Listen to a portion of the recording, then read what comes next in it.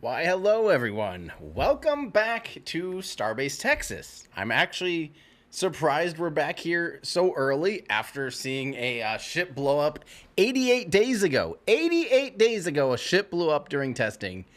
I thought we wouldn't be back here for a good 6 months. So I'm glad that this is where we're at, and we have a fully stacked rocket on the pad for Flight 10.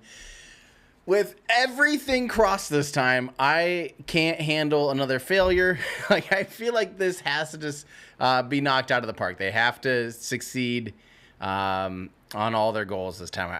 I feel like, I mean, honestly, it's we don't need to go into all this, but yeah, I mean, it's really not that big of a deal if it totally blew up on the pad for them, because they're like, oh, whatever, it'll be like 2 more months, we'll just fly another one, who cares? Like, it's not as big of a deal as if a more traditional program has a major failure. But for me, emotionally, and I think for a lot of us emotionally, who are just want to see this thing succeed, and we want to see humans get back to the moon, we want to see a reusable future. This is we just need this. So we need it in our souls, you know what I mean? So that's where I'm at today. It's just like, I'm excited to hopefully see a very successful test campaign. So here we go. You might notice we're a little early because we found out that it sounds like, now take this with a grain of Elon time, Elon is planning to do a X talk, x.biz/the everything space or whatever.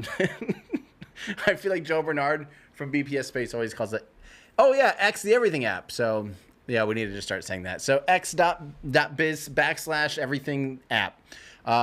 He's doing a talk on there in roughly 1 minute, which probably means it'll be 20 minutes. But we will be listening into that and doing a technical update and hearing the technical update. And then we'll break it down. We got some time now. So hopefully that happens here in the next few minutes. I'm going to filibuster like crazy up until then and make sure we have everything, we're going to stake out this beautiful rocket. I won't even start prop loading for about, what is that, an hour and 40 minutes from now. So like, we're still a long ways away from this thing launching. But the reason, I normally don't want to go early like that, because it's like, you don't need to sit here and watch, an empty rocket do nothing too long, So I like to kind of start our stream usually when something's about to happen. The exception is if we can all listen to a update from Elon and from, I think, maybe some other people at SpaceX. Sounds like they could be on the X space that we can listen to. I think that'd be awesome, because it'll be really fun to hear that. Hopefully get some new updates. Really want to hear updates on Raptor 3, on Starship version 3, on HLS. I want to hear about the human landing system and if they have anything there. I really think these you can tell based on like the renders and the things that we're seeing and understanding about Raptor 3 and about Starship version 3. You can tell just how prototypey this whole thing that we're seeing on screen right now is. You can look at this, we will look at this in a few years and be like, oh my gosh, they launched that 11 times? Because it's going to be very rudimentary looking. Even the launch pad, even the milk stool launch pad is just going to be so basic looking compared to pad 2 that we're seeing right there. And Starship is going to end up looking a lot more refined with version 3, and I'm excited. So people are wondering, like, is this just going to be a rehash of some of his old stuff? I like that it says a technical update, because 3 months ago, or whenever that was, May, whenever we saw the last Starship launch, Elon was supposed to do an update. They ended up doing a small in-house presentation. It was cool. It was just kind of the same old, the regular old stuff. Hang on, what's at 5? Wait, what was, sorry, just making sure that, oh, did they move the technical talk time? Oh, great. They moved the technical talk by an hour. So now I am just early filibustering. Welcome to my life. Tim Dodd, the Everyday Astronaut, gonna just be here, I guess, just for your entertainment and to answer your questions. Let's start off with this question, since we have a whole hour to kill. This should be no surprise. What I'm surprised about is not the fact that he's late, but the fact that he told us he's going to be late and that they moved it. Because normally it'd just be like, yeah, we'll do a technical talk at 4, and then 4:46 rolls around and it finally starts. So I'll take we'll do it at 5 o'clock rather than sit around and think it's happening right now. So, all right, let's start off with this question. Fadez, thank you for your question. If you guys want to ask a question, you know where to do it. You're looking right at it, right there inside of YouTube chat, and we'll pull it up if we see something we like. This is one that I like. Everyday Astronaut, how have you been? Thank you. Thank you for... What a treat. I just spit all over my iPad. What a treat. Honestly... coming down here, it's a little bit, it's been very hectic. We, as a lot of you probably know, and I need to do a video about this still, we built a production trailer that is ridiculous. It's very, very nice, and we've used it for a handful of our streams recently, and we really built it to be able to do things like, the Mark Rober stream that we did earlier this year in January. We also did, some Starship streams, but, Artemis 2 is around the corner. Want to be able to have a solution to roll up and just be like, bam. And after, in June or May or whenever, we turned it off, fired it back up 48 hours ago, and for whatever reason, 2 of the firewalls, everyone wave, because you guys did an awesome job of fixing everything and getting us online. 2 of our redundant firewalls went down within 24 hours of each other. We have a primary firewall and a backup firewall. They both ended up somehow just deciding to not be firewalls anymore. For those of you in the internet world, that is not me, that don't know what that means you can't really have internet, I guess. Yeah, it's not good. You need those, and we need those, and the way that everyone came together, and I think we also lost one of our 48 port switches too. So, that's how I've been. I mean, honestly, I just have to sit back and be like, oh, this sounds bad, and then hope that that the geniuses that work behind the scenes can figure it out, and they did. So yeah, but other than that, honestly, it's been, nice to have a little bit of a break in Starship. It allowed for just a little bit more summer, which I always enjoy summer. I don't know, I'm in like a weird place right now. I feel like maybe a lot of people are where, we're seeing a big shift in space flight. It's becoming so, with Falcon 9 being so prolific and routine, that's no longer really fun. These are already becoming more normal. I see a lot of comments and people being like, I didn't even know I had no idea. I didn't even hear about this one. It's like, that's already becoming more routine. I don't really, I also feel that because it's like, I'm not keeping track of every bolt anymore, but it's at the same time, it's like crazy that we're to that point. And I'm personally trying to put my focus on like, what things do I care about? What things do I actually really enjoy about aerospace and spaceflight? What things should garner my attention, and that's kind of where I'm at. So it's a little bit of a shift for me mentally as we just sort of transition into the post-rockets are very common era. Like, it's just a new era. It's a new era of, like, the novelty of a rocket launching is not really a thing. It's not like a spectacle anymore, hardly. There will be some launches that are spectacles. Artemis 2, that'll be a big one. First time humans will go out to the moon in my lifetime, and probably a lot of your lifetimes in chat. There will be big things like that, big missions still happening, obviously. But the pure, when I first started covering rockets, we were lucky to get a dozen launches in a year. It was crazy. So once a month, you're like, oh my word, there is a rocket launching. Everyone, stop what you're doing. It's 3 a.m. This one happens to be 3 a.m. Let's make sure we're watching this one. And now it's like, oh yeah, there's 3 in the past 50 hours. It's crazy. So it's just different. And I'm just kind of trying to figure out, what that looks like for us and our team and all that stuff. And I mean, it's all going to be good. It's all going to be great, but it's just a little different mindset. So anyway, let's see here. Let's do some other questions. Again, we're going to be just wasting time as we wait around for nothing to happen for the next basically hour. Yeah, they don't start prop load until 53 T-minus 53 minutes. I'm not good enough at basically an hour and a half. We have an hour and a half, almost exactly. So hopefully, again, at 5 o'clock local, you do see our Central Daylight Time there on screen. It is 4 p.m., so that's, what, 16, military time or whatever. Like, yeah, there you go. Around 5 o'clock, so in 53 minutes from now, we're hoping to hear an update, which is why we originally went on early, and there you are. Armand Lessing and Dante Martinez both became members. Thank you guys so much for the memberships. That is awesome. Let's take this question from Tiberius. What are our realistic odds of success today, do you all think? What are our realistic odds of success today? Let me define success today. Success today would be all major milestones.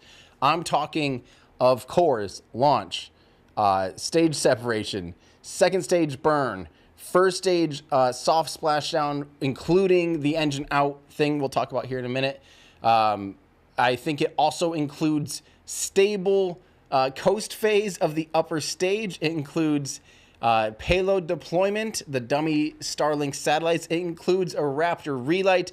It includes a proper reorientation and a full reentry with a full soft splashdown of Starship. That to me is success today. That's what I'm expecting. I mean, I'm like, if the booster breaks up again because they're pushing it to the limits, cool, great data. I get that. That's fine. Ship, though, on the other hand, has to be making the same. It has to be actually doing better than the first ship for me for it to be anywhere near a success. And so far, the first version of the ship was able to see, an engine relight. Flight 6 had an engine relight, so we've already seen that. The only milestone that we have yet to see in this program, as far as like making sure it's kind of getting close to orbit, or close to ready for orbit, is definitely going to be that payload deploy. And then obviously just again with a version 2 validating the heat shields and those upper flaps and all of the things we've been waiting for since flight 7, 8, 9, and now 10. So success to me definitely just means at least getting second stage, the Starship upper stage, through reentry, doing a splashdown, a soft splashdown, hitting all those milestones. That's success. My gauge, I'm going to put a poll up too for you guys. Start a poll. What are the chances of success today? Wait, how do we do that? Oh, it's a yes, no. I can add a few options. Let's do like 100. Okay, no scientist would say 100%. So 99.9999. I'll say above 75. I'm really bad at polls, by the way. Above 50%, and maybe we can do one more option below 50%. I mean, obviously, if you're above 50%, that includes, I'll say 50 to 75. What? This is dumb, because, like, what are the odds? I mean, if you're all talking odds, and you have, like, multiple choice of odds, there's no way to validate that. Either it happens or it doesn't. So it's like, who was right? 60%? I don't think this is the best poll. Let's start a new poll. What if we did, like,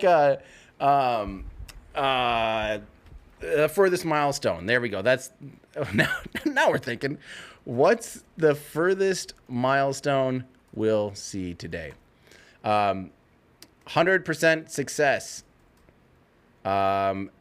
Stage sep. No, I'll say actually SECO. So second engine cutoff, because we've seen that with version 2 now. We're gonna get more pessimistic.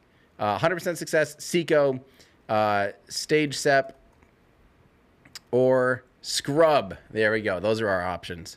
100%. Okay, here we go. Starting a poll.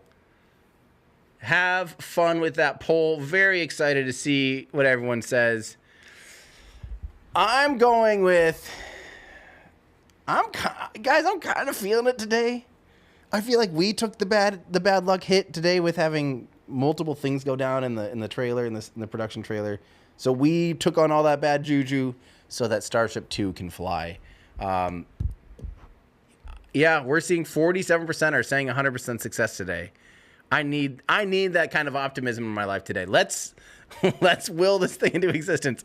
It's slightly going down though from 49 to 45%. But most people are thinking Seco. Now, the scrub people are in a decent boat though, because that is a concern, is weather. However, it appears to be trending towards the better. So, I don't know. That was a long-winded way of saying I don't know the odds of success, but I'm hoping for 100% success. Vita Moreno, do you think SpaceX will achieve dummy-sat deployment today? I really hope so. I really think that would be a very important milestone to see work out. Make sure the deployment idea, the whole mechanism there is valid. And please, please, please, please, please, please, please, please, I hope that if it makes it that far and there is dummy deployment of Starlinks deployed and they're shooting out of the Pez dispenser, that they have at least one camera pointing back at Starship so we can get the coolest video view in the world. Even if it's a freaking GoPro on Bluetooth Connect streaming back to Starship, I don't care. That'd be a sick video if they just literally used a GoPro, because that could be like GoPro video of the year. That would be actually really cool. But I'm definitely hoping that they will achieve dummy deployment today, because that is a milestone we've been waiting to see for a long, long time. Account number 1337, thank you so much for becoming a member. Let's see here. Wait, I already did that one. Let's see, from Starbase UK. Tim, any thoughts on the possibility of Flight 11 from Pad 1 and Flight 12 from Pad 2 being coordinated to demonstrate an on-orbit rendezvous? I do not think so. First off, I don't think ship 38 or whatever is actually the last. I don't know if I remember if it's 38 or if it's going to be a different one. I don't think it's going to have all the hardware necessary to do a on-orbit rendezvous, and I don't think there's any precedence yet for launching two vehicles within the same launch window. If a Falcon 9 does that soon, that would be cool. Like, imagine if from Slick 39 and Slick 40, if you have them taking off in sync, how awesome would that be? I don't think there's enough precedence for even the licensing to do two ships at once. I mean, obviously, it doesn't have to be physically at once. You could do it 90 minutes later. You could do what they tried to do with the Gemini program, where they were supposed to do that, and unfortunately, they got, I believe it was Borman and Lovell. Does that sound right? On Gemini, oh man, we're testing my Gemini knowledge. This is bad. I believe Flight 6 or 7, they went up. And then the vehicle was they were supposed to rendezvous, was supposed to launch. Hang on, let me think about this. I think the story goes that was supposed to launch first. Something happened, it aborted. They decided, hey, we can fix it, but why don't we launch, I don't know, something. Anyway, they ended up spending 14 days in basically like the front seats of a Volkswagen Bug. Like, it's just the most cramped space. I don't know how they didn't go absolutely insane from claustrophobia. But yeah, that's there's some precedence for something like that where you launch two rockets from, adjacent launch pads and do something like that. But I don't think that. I think we're a little further. I think they'll want to get Flight 11 off the ground, continue working on Pad 2. Remind me, it did end up being Pad 2, right, and not Pad B. But yeah, sorry, in my ears, did I hear something? It's Pad 2, yeah. I'm just so used to hearing Pad B. Pad 2 just sounds weird. But I think it's going to be, they'll want to get 11 off the ground instead of waiting for like Pad 2 and for, version 3 Starship to be flying, which could be a little bit of time. Let's see, where are we at here? Our Raptor 3 is mounted. Nope. In order for it to be a Raptor 3, that did not seem to go up on screen.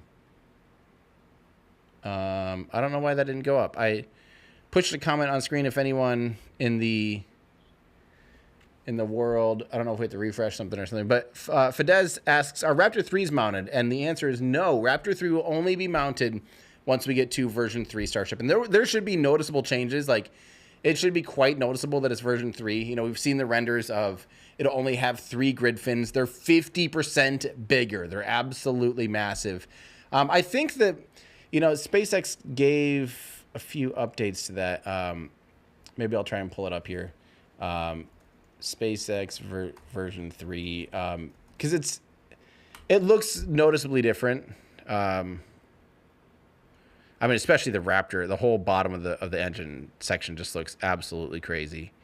Trying to remember if that's all just on X that they kind of have those things, those little renders and stuff. But yeah, it's going to look quite different, and that will be when we see Raptor 3 be used.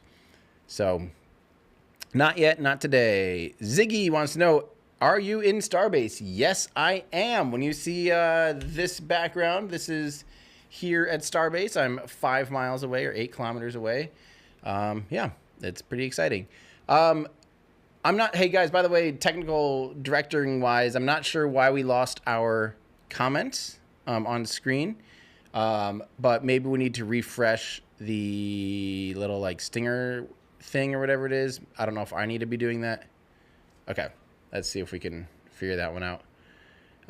Let's see here. This is from Space Taoist. What is your take on suborbital point-to-point at this stage in development of Starship? Science fiction, dream, or near-term reality? So, at some point, I mean, I think feasibility-wise, it's definitely, doable in our lifetime.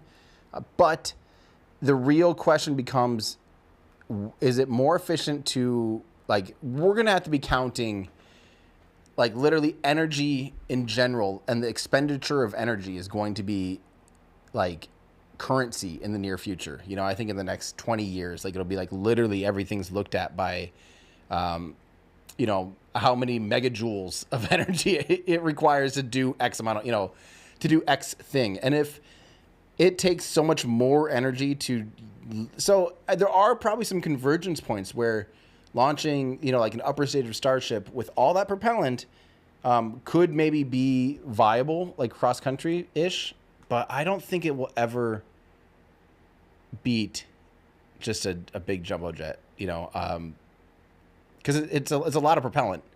It's a lot of propellant, and we're talking 1,000 tons of propellant basically or more.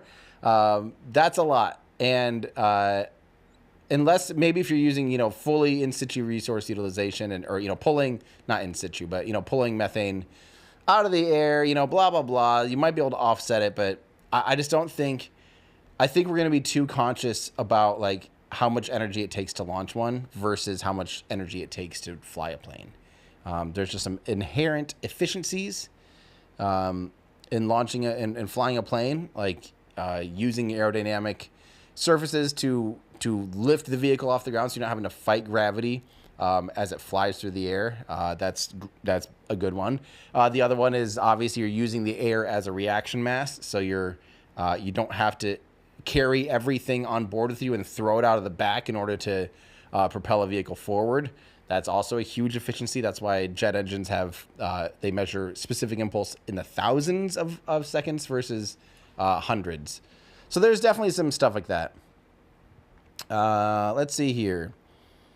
But to fully answer the question, I have no idea. Parkla Rap. Care to use the time and explain the major difference between S37 and S38? I would love to, but I have no idea.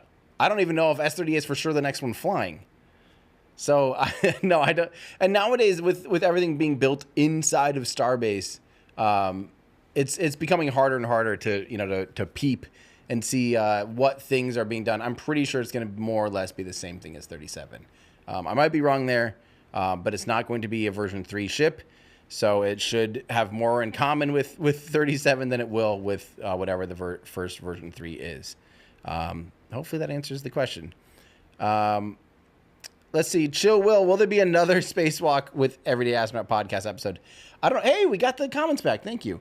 I don't actually plan to. It just really didn't perform very well. And it just kind of ends up being, at the end of the day, it's maybe I'll just hop on a live stream, because a live stream just gathers a lot bigger audience. So you'll see that I tend to do a live stream a month or more. And yeah, I figure that's just as good of use as time. And I feel like it's always a little bit more You know, a little more on point because it's an event and not just a yap fest. Daniel Philippus wants to know, do I like cats? I'm more of a dog person myself, but I like pretty much all animals unless they're trying to eat me or sting me or put their fangs and poisons into my blood. Frankly, I kind of, I like all animals, but I'm a dog person. Let's see here. Okay, let's go to the next one. Greg King, do you think we'll be able to track Starship on Flight Tracker? I don't think it shows up on like a flight aware or anything. I mean, the TFR, like the temporary flight restriction, and the NOTAMs and all that stuff, you know, that type of stuff shows up obviously in a flight aware, but I don't think it would track. I don't think it's using like ADS-B out, so I don't think it'll show up in flight aware or anything. That would be awesome though. Imagine if you could just like look and be like, oh, the flight 10's taking off right now, on time departure. That would be awesome. Maybe we should see if we can have someone implement that. That would actually be really cool. All right. So Lairmere, whatever happened to the TV van? How many times did you actually use it? So the TV van is what had run our show here, like at all Starship launches. And a few other streams we did. You know, we did a stream with it for the Eclipse. We did it for Astro Awards the first year. Like we used the van as a van, and then we realized this chassis is getting really crappy. This chassis is going to fall apart, and all of this nice equipment is stuck in a actually, no, it's a 2013 chassis, so it's not that bad. It's not that bad. It's just like, I just get nervous of like, we're not really driving it. For the most part, it was sit and parked, and that's about the worst thing you can do with a vehicle is just sit and park it. It's just a chance for all the hoses, especially out here with the salt water, salty air. It's just a chance for that stuff to crack, and if you're not using it enough, I realized like, for it to travel across the country, and for me, the big push was, we were doing a live stream for Mark Rober when he launched SatGus on a Falcon 9, and we got hired to do that in like summer of 24, and that happened early 25. And I realized a few months out, I was like, you know what? I don't trust the van to make it out there on time. And if we want to be timely about something, having a van try to make it back and forth, because it was also looking like that was going to converge with Flight 7, was it? Flight 7? I think. Flight 7. Yeah. So we put everything in a trailer. We put everything in a big trailer. And now that big trailer can actually hold 6 operators. So we have, more than that even. So we got Spencer there. We got Andrew in the background and another Andrew. We have remote tracking operators in there. We can have 3 people at the desk here that can run, you kind of have like the technical director, the director, and kind of like an on-screen graphics person. Behind this camera is the audio booth, and then we have 2 tracking stations up front. We also have kind of a little space for a replay booth. But yeah, we built a proper, legitimate, production trailer now. That's what happened to the van, is it basically got replaced, is the long story short. Now, I'm making, while I'm down here this time, I'm going to shoot a video of our setup, because it will be changing in the near future. This is definitely overkill for the things we're doing here. It's, we'll use the trailer for Artemis 2 and for some other companies and things like that, other launches. But for out here, it's actually very, very overkill. And it's really expensive to operate. So even though, we built it for that purpose. So that's what's what. I'll make a video on how that works and stuff, because it is actually really cool. From Ether Eater, maybe. What is your opinion on lifting body horizontal launch using a detonation-based engine versus what we're looking at right now? I don't like horizontally launching a space vehicle. I don't think it makes sense. What people don't, it's not intuitive. The idea that just because you're launching vertically, kind of seems like you're wasting a lot of propellant. There's this idea that like, oh man, it's just so inefficient. But what people often forget is you're actually loading the vehicle, like every second those engines are firing and you're accelerating that enormous mass. You're now giving it an insane amount of kinetic energy. Like, it has momentum. It's, it's moving. It has a lot of inertia, and it's the energy isn't just totally wasted. It's just put into kinetic energy. So as it's ascending and as it's accelerating, it's not like it's just throwing that energy away. And horizontally launching with like a lifting body, sure, you can kind of do the same thing, but you're spending more time just by having a lifting body. You're spending more time in an atmosphere that's trying to slow you down. And the big thing with getting into orbit is not being slowed down. That's the big thing. It's not about going up and getting out of the atmosphere and we're done. We reached an altitude. It's really about reaching that high velocity. So you really do just want to get out of the atmosphere as quickly as possible. Some other companies, Virgin Orbit was a great example of, I think, trying to use a horizontal, it wasn't necessarily a lifting body, horizontal launch, but and not a detonation engine per se or anything like that. But it was the most feasible version of like an air launch and using, try to use the atmosphere to your advantage. It is actually really hard to use the atmosphere to your advantage. So I don't know. I'm not necessarily a huge fan of that. I think it's hard. Like once you have a reusable rocket, then it doesn't matter. Like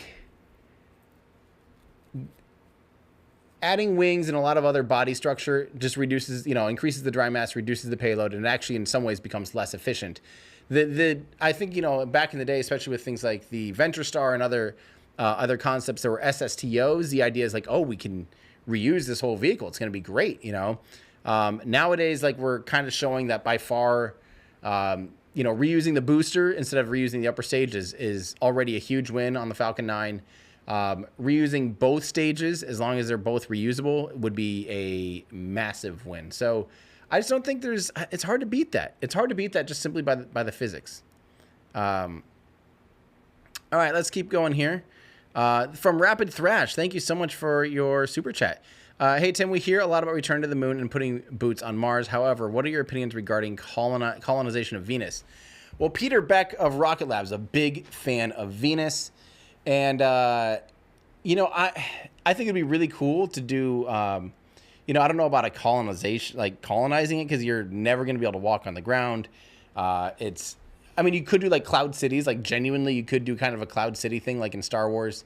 But with any of these planets, like, I don't know, what are you necessarily gaining, especially if you can't even like use the planet's resources hardly. Like you can use the planet's resources less than you can on Mars, in my opinion, because you can use a lot more of the regolith. You can get down to the surface. You can get underground, get out of, avoid radiation and things like that.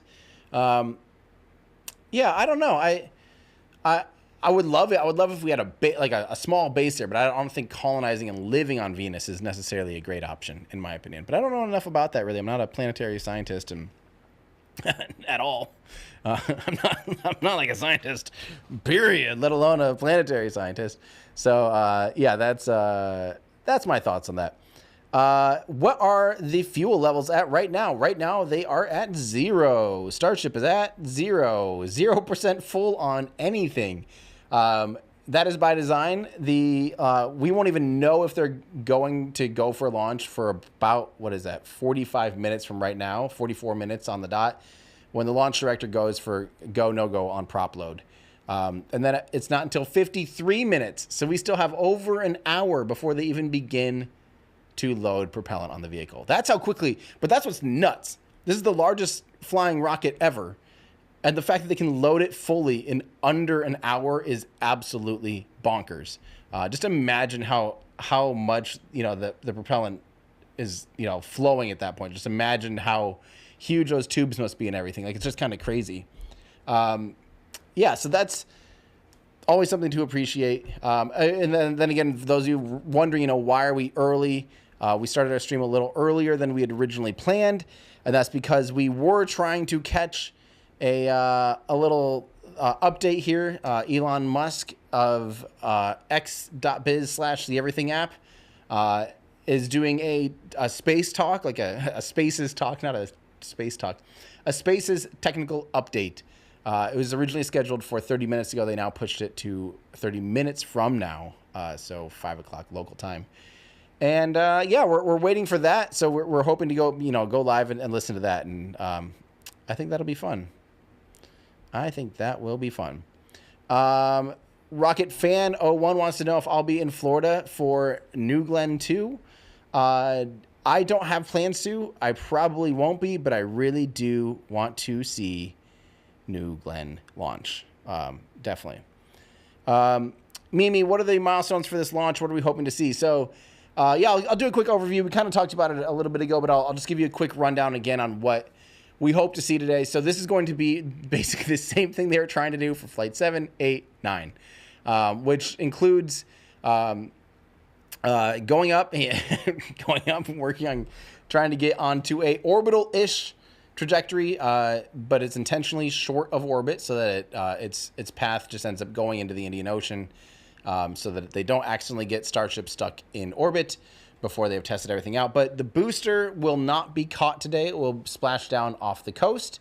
They're going to be trying to do one of the big milestones is they are doing a more extreme reentry profile, so it's a little bit steeper angle of attack on reentry.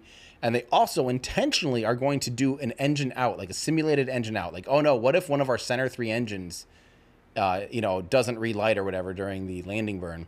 So they're intentionally going to leave one of the center engines off, compensate by obviously, using, when it's doing the initial landing burn, it does tend to light all 13 engines.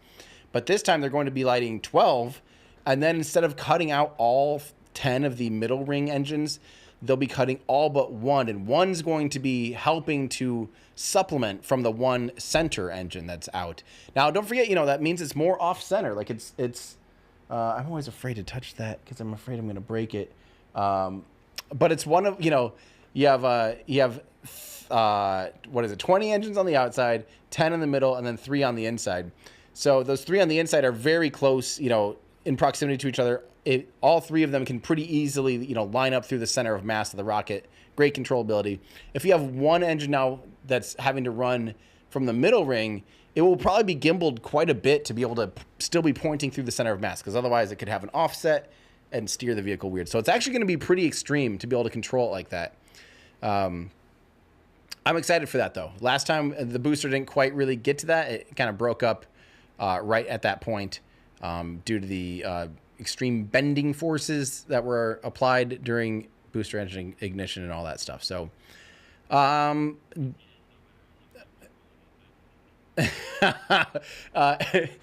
Andrew in my ears said, if you didn't know any better, it looks like they're rolling it back to the pad. They are not rolling it back to the pad. That is not a mobile launch structure. That is just some extremely fancy camera work brought to you by the Everyday Astronaut team. Wow. That's actually really funny. I wasn't thinking about that, and now that's all I can think about.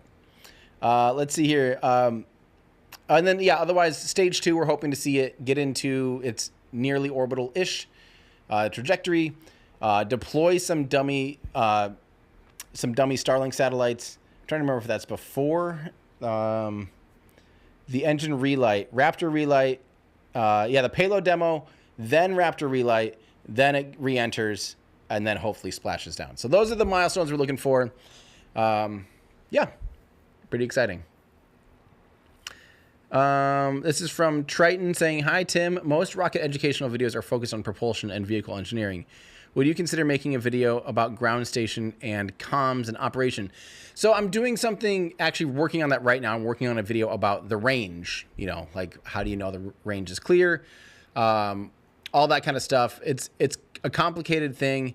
And it's one thing that I've never understood very well, like who is the range? What is the range? Who's in charge of what? How do they do all this stuff? So that will be a video coming out here, hopefully in the next month or so.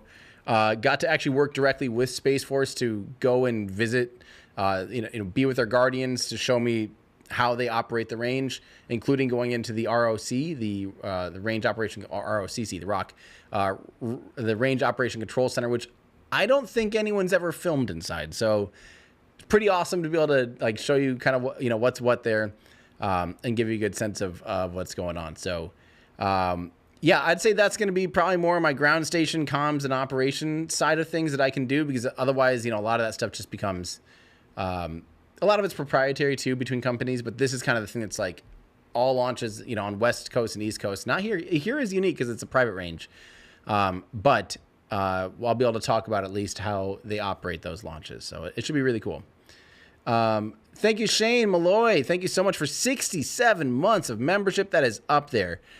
Making my day with a fever a little bit better. Dang. Everyone say, get better, Shane. That is really, that is a shame for Shane to have a fever on a Sunday. Corey Kramer, the best part is no part. Why don't we delete the heat shield and refuel the Starship with 200 tons of propellant for a retrograde burn to reduce peak heating by 75%, allowing an entry with only a stainless steel body? Okay, so if you refuel the ship, if you refuel Starship, it's like a not Schrodinger's cat. It's like a how do you refuel the first one? You know, that gets up there to be able to have a refueling depot, blah blah blah blah. 200 tons of propellant. I mean, yeah, you're right. That actually probably would be a fifth of the probably would be pretty close to reducing the velocity. I don't think it reduced by 75% though, because think about it. Right now, the upper stage does about 75% of the velocity right now, right? As far as getting up to, 18,000 kilometers an hour, 7.5 kilometers per second, or 27,500 miles an hour. The upper stage does about 75% of that work. If you wanted to slow it back down to booster speeds, you would have to fill it back up with 1,200 tons of prop, or whatever the amount is. Lately, that changes. But you basically have to fill it up with a fully loaded Starship. So then in order to fill that up with a fully loaded Starship, you have to launch a fully loaded Starship and sacrifice that in order to make it so the other one can slow down enough to not need a heat shield. So you can kind of see where it's either you can figure out the heat shield and make it work and make it not be a big deal, or you can have to basically sacrifice another launch just to be able to bring one back down. That's just kind of the way that works out. Alicia, Joy, what do I think about people becoming multiplanetary? I definitely think someday. I mean, this is one of those things, I don't think it's going to be, might not be in our lifetime. Maybe in some people that are alive right now's lifetime. I don't know if I'll be around to know that there's people that literally are actively living, breathing, working, reproducing, and self-sustained on another planet. I personally don't see that happening in my lifetime. But I do think, I think we should have, I think we should have people living on other worlds, or off our world, more or less, is actually the important thing, just in case there's something catastrophic. That's my opinion. By the way, not sponsored by Liquid Death. I just want people to not think I'm drinking a 40 or a tall boy or something. I'm just drinking plain old water. Just letting you know. Zach DeBolt became a member. Thank you so much for your membership. That is awesome. David Bovin, what is the launch window? They have a 1 hour launch window from 6:30 p.m. until 7:30 p.m. Guys, a 7:30 p.m. launch, if they went towards the end of the window, would be beautiful. That'd be only 25 minutes before sunset. So it'd be a full on golden hour launch. I mean, this is already going to be pretty great because it's just going to get prettier from now on out. So that's pretty awesome. I can't wait for that. From Alf LinkedIn, guess what? That's something I forgot. Someone asked right away at the beginning of the stream, how are you, Tim? And I was going to say the only thing really making me really happy is I've been spending a lot of time actually working on new music. And since the last time I released an actual album, I think that was 2017 or 2018 when Maximum Aerodynamic Pressure came out. And since then I've released 4 or 5 songs or something. It hasn't been much. I just have never sat and made time for it. And this summer I just wanted to make time to write music and record music. And I have 8 songs basically done. I'm going to be tracking drums in Nashville next month. And then I'm still trying to kind of shop around for who can do the final mix engineering and mastering. But I'm really excited, actually. I know most 99.9% of you probably don't follow me for my music and don't care. Probably 85% of you don't realize that every time you watch one of my streams or anything, you are already listening to my music. But I'm really excited, and I have some songs. When I originally wrote songs back in the day, for Maximum Aerodynamic Pressure, they're meant to be background music songs for videos. They weren't really meant to be live played songs. And we've been playing some shows live. I played at Astro Awards, been playing live. I played at a festival in Iowa, and then we played at Firefly's Blue Moon landing party. That was awesome. We had a ton of fun there. So I've been trying to write songs that I like actually want to play live. So they're way more like actually produced real music. And I'm really excited about that. Just more on the personal life side of things. Yeah. Jim Stem, thank you so much for your support. Greatly appreciate it. From Neil Mac Ewan. Hey, Tim, stage 1 should get a boost from Raptor 3 and Starship's hot stage would happen further down range. Wait. Stage 1 should get a boost from Raptor 3 and Starship's hot stage would happen further down range. Great. However, that would be the best glide ratio achieved and realize this and still get back. What would be the best glide ratio achieved that's you're talking about the exact trade. Like that is the trade of what they're trying to do right now. They are trying to constantly figure out what is, realistically, the faster Starship accelerates, the faster it can get up to the speed where, Starship, the upper stage, has enough inertia, enough velocity basically to be able to carry out its mission with its fuel, right? Like you have to think about it basically that way. How much energy does the upper stage have with its payload? Let's say there's 100 metric tons on Starship. How much work can it do? Let's say it can do 4,500 meters per second of delta V or whatever your number is. The booster has to be able to give it that much work to be able to get it into orbit, right? So that's your set amount. It's like, that's how much velocity the booster needs to give the second stage. That's why we have boosters. That's what the rocket equation is all about. So then you can work backwards. Now, the thing is, the faster Starship, the booster accelerates, you have less gravity losses. That's a good thing. And B, the next really good thing about that is that if you accelerate to the same velocity faster, you're not as far down range, because don't forget that the vehicle's doing a gravity turn. It's slowly trying to get horizontal velocity. Not really slowly. It actually starts to tip over relatively quickly, because it's another trade of like how long do you want to stay vertical to be able to avoid, just being slowed down through the atmosphere and overheating the atmosphere and all those atmospheric forces. So the trade really becomes like, at some point, if you burn longer with the booster, you're actually getting further down range. So now you have to save more propellant, but then you could also add like more aerodynamic surfaces to be able to fly it back and have this great glide ratio of the vehicle. But now you added mass. So it's like there's all these trades going on to kind of find that sweet spot between the vehicle gliding back and having a big high glide ratio, and all that kind of stuff. So hopefully, I don't know if there is an ideal glide ratio, but there's definitely a lot that goes into that whole question. Andre wants to say, any rocket factory tours coming up? Yes.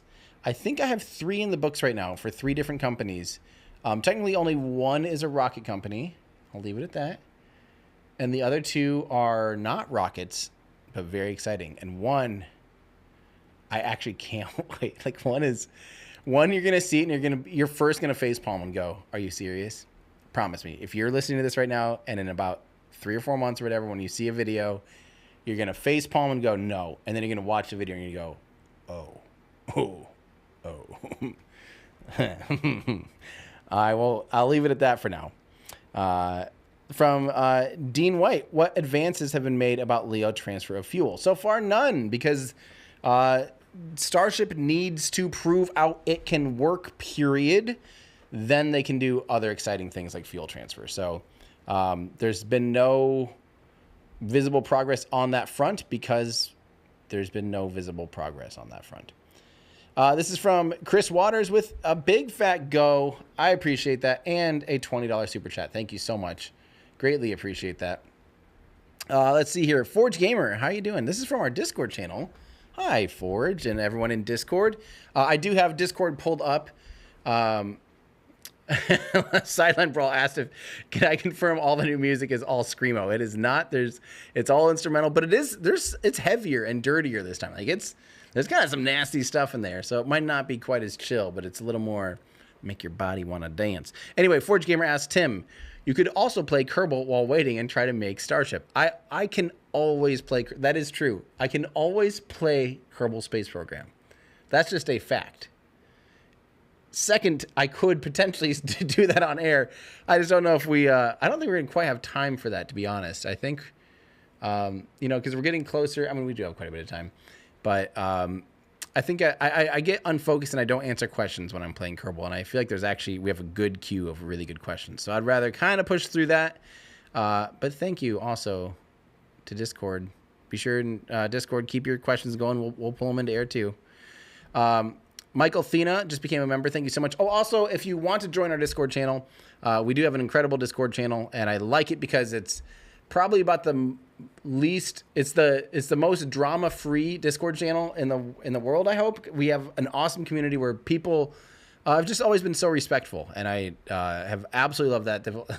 Lately, I feel like they're a support group to like cheer me on, and I just really appreciate everyone being there. So if you do want to join our Discord, that is available through Patreon, patreon.com/everydayastronaut. That would be the way to do that. So thank you to everyone that supports in that manner. Corey and Jen watching from Michigan. You guys have some tacos on us. Cheers. Thank you so much, Corey. That is very generous.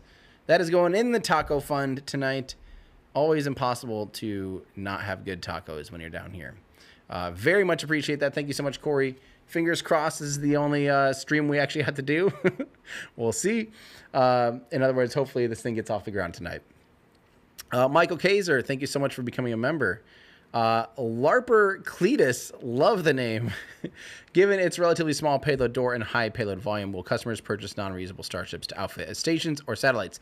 Thank you for the question. The real thing is actually they'll have a separate version of Starship. Everyone, you know, everyone sees like what you see of Starship now, and it's easy to forget that there's going to be variants of Starships. There will eventually be a, you know, like a chomping Starship War.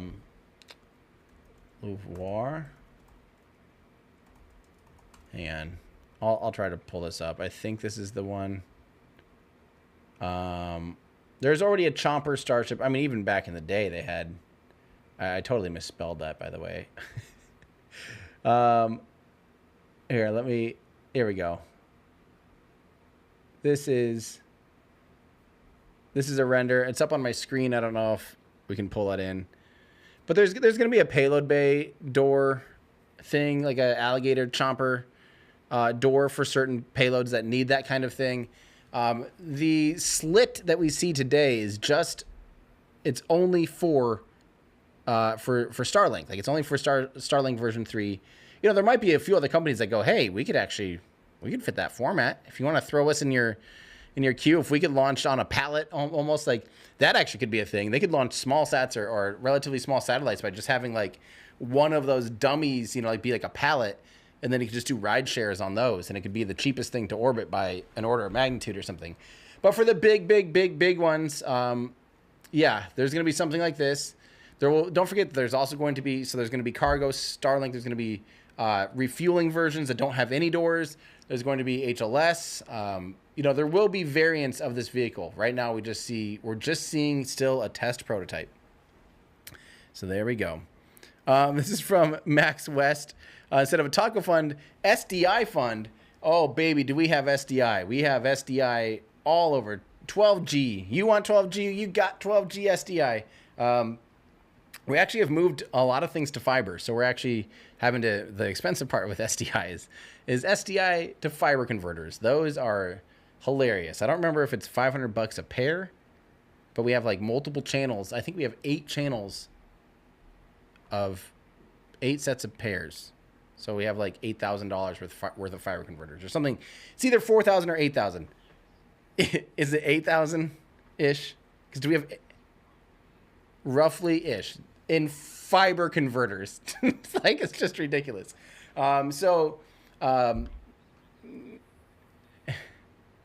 Yeah, that's Andrew in my ears reminding me, once you go 4K, it doesn't go very far. So that's why we have a lot of things on fiber. It also allows us at launch sites to be able to do a long run of a video feed, really however long you need. If you have to have a camera, say 200 feet that way, another camera 50 feet over here, like whatever, like you don't have to worry about it. I mean, we've done some pretty long runs actually at a few different launches. So fiber is the way to go. And SDI is actually the protocol still, correct? Going through fiber. Is that correct?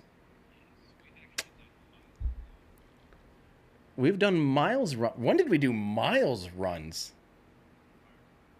Oh, you're right. We had feeds via fiber out of Vandenberg that were 7 or 8 miles, wasn't it? Or maybe even like 10. We didn't run it. It was already pre-ran. But yeah, that's crazy. You're right. We have done, sorry, Andrew's talking in my ears. We have done miles of fiber runs. That's funny. From Brennan Snitke, do you think we will ever see a Dragon propulsively land? Also, your Apollo hoodie is amazing. Everyone should get one. Well, thank you so much, Brennan. No, we will not see, well, I mean, it is now armed as a backup if there were to be something wrong with the parachutes. That is something that was iterated on, and hopefully we never see that happen. But I would like to see it tested. I would love, like, if they're at the end life of a Dragon capsule, they're just like, you know what? Screw it. We're just gonna test propulsively landing and just ignore the parachute. That'd be awesome. But no, hopefully we never do see that, actually. All right, hang on. Is this happening already? Uh-oh. Did we miss the... Hang on. Maybe they're doing a new... Decent chance they're redoing the X stream. Maybe. Who knows? We will figure it out. Once we see it, in our production truck, we got everyone paying attention to when that's going to pop up. We will all be looking out for it. So we won't miss the technical talk, hopefully, unless there's something sincerely wrong. All right, so Stephen Markman, if they start descent at 12,000 miles per hour instead of 17,000, wouldn't that put less pressure on the heat shield? Yes, but now you just carried hundreds of tons of propellant to be able to slow it down to that, instead of, I guess we're talking kilometers an hour here. Or, sorry, we're talking 17,500. I said that backwards earlier. 17,500 miles an hour, about 28,000 kilometers an hour. Yeah, if we're going from 17,500 miles an hour down to 12,000 miles an hour, now you have to carry, I mean, that's going to be, 300-ish tons of propellant. So now, if you think about that, that's now, we're now negative because it can only take about 150 tons to orbit. So if you're trying to get something to orbit and then still have 300 tons of propellant left over to slow down, you're negative. You're never getting into orbit. So you can't slow it down to 12,000. You can't. You can use the atmosphere to do that because the atmosphere is there and it's a free lunch. It's just going to be converting a lot of your inertia. I always get confused if it's inertia or momentum. In this case, I actually think it's, well, you're exchanging your kinetic energy, your mass times velocity, and you're exchanging that for heat. Basically, is what's happening. It's not really the friction; it's quite literally coming out in heat. That's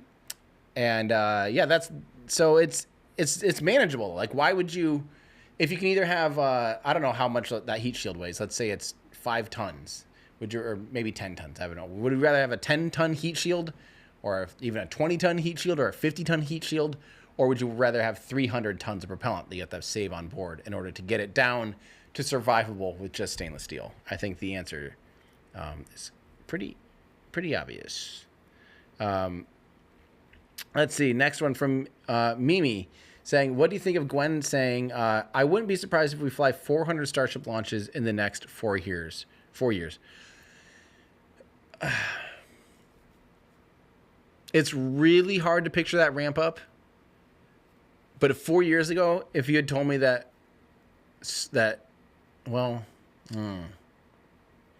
trying to think about this in terms of Falcon 9. Because Falcon 9 went from flying, again, like kind of once a month to eventually about twice a month. I remember when it was over 20, 28. I feel like it was around 20 to 40 launches quite for a while. Like, I feel like it was kind of a few years there where it's like that. All of a sudden, they just went whoop, right? Like right in 2021, it just, the ramp up went nuts. So I guess if in 2019, 5 years ago, 6 years ago, if you had told me that they would fly over, about 150 times in a year, I would have been like, no, they won't. And they are on track to fly over 150 times this year. So it's just hard. Starship's just so much bigger. when you start getting to that kind of flight cadence, we're talking about like oxygen shortages. We're running out of liquid oxygen at that point. There's just not even enough liquid oxygen plants in the United States to fulfill that kind of launch cadence. So there's a lot of big things that will need to be overcome. I know they're working on like an air separator unit here at Starbase.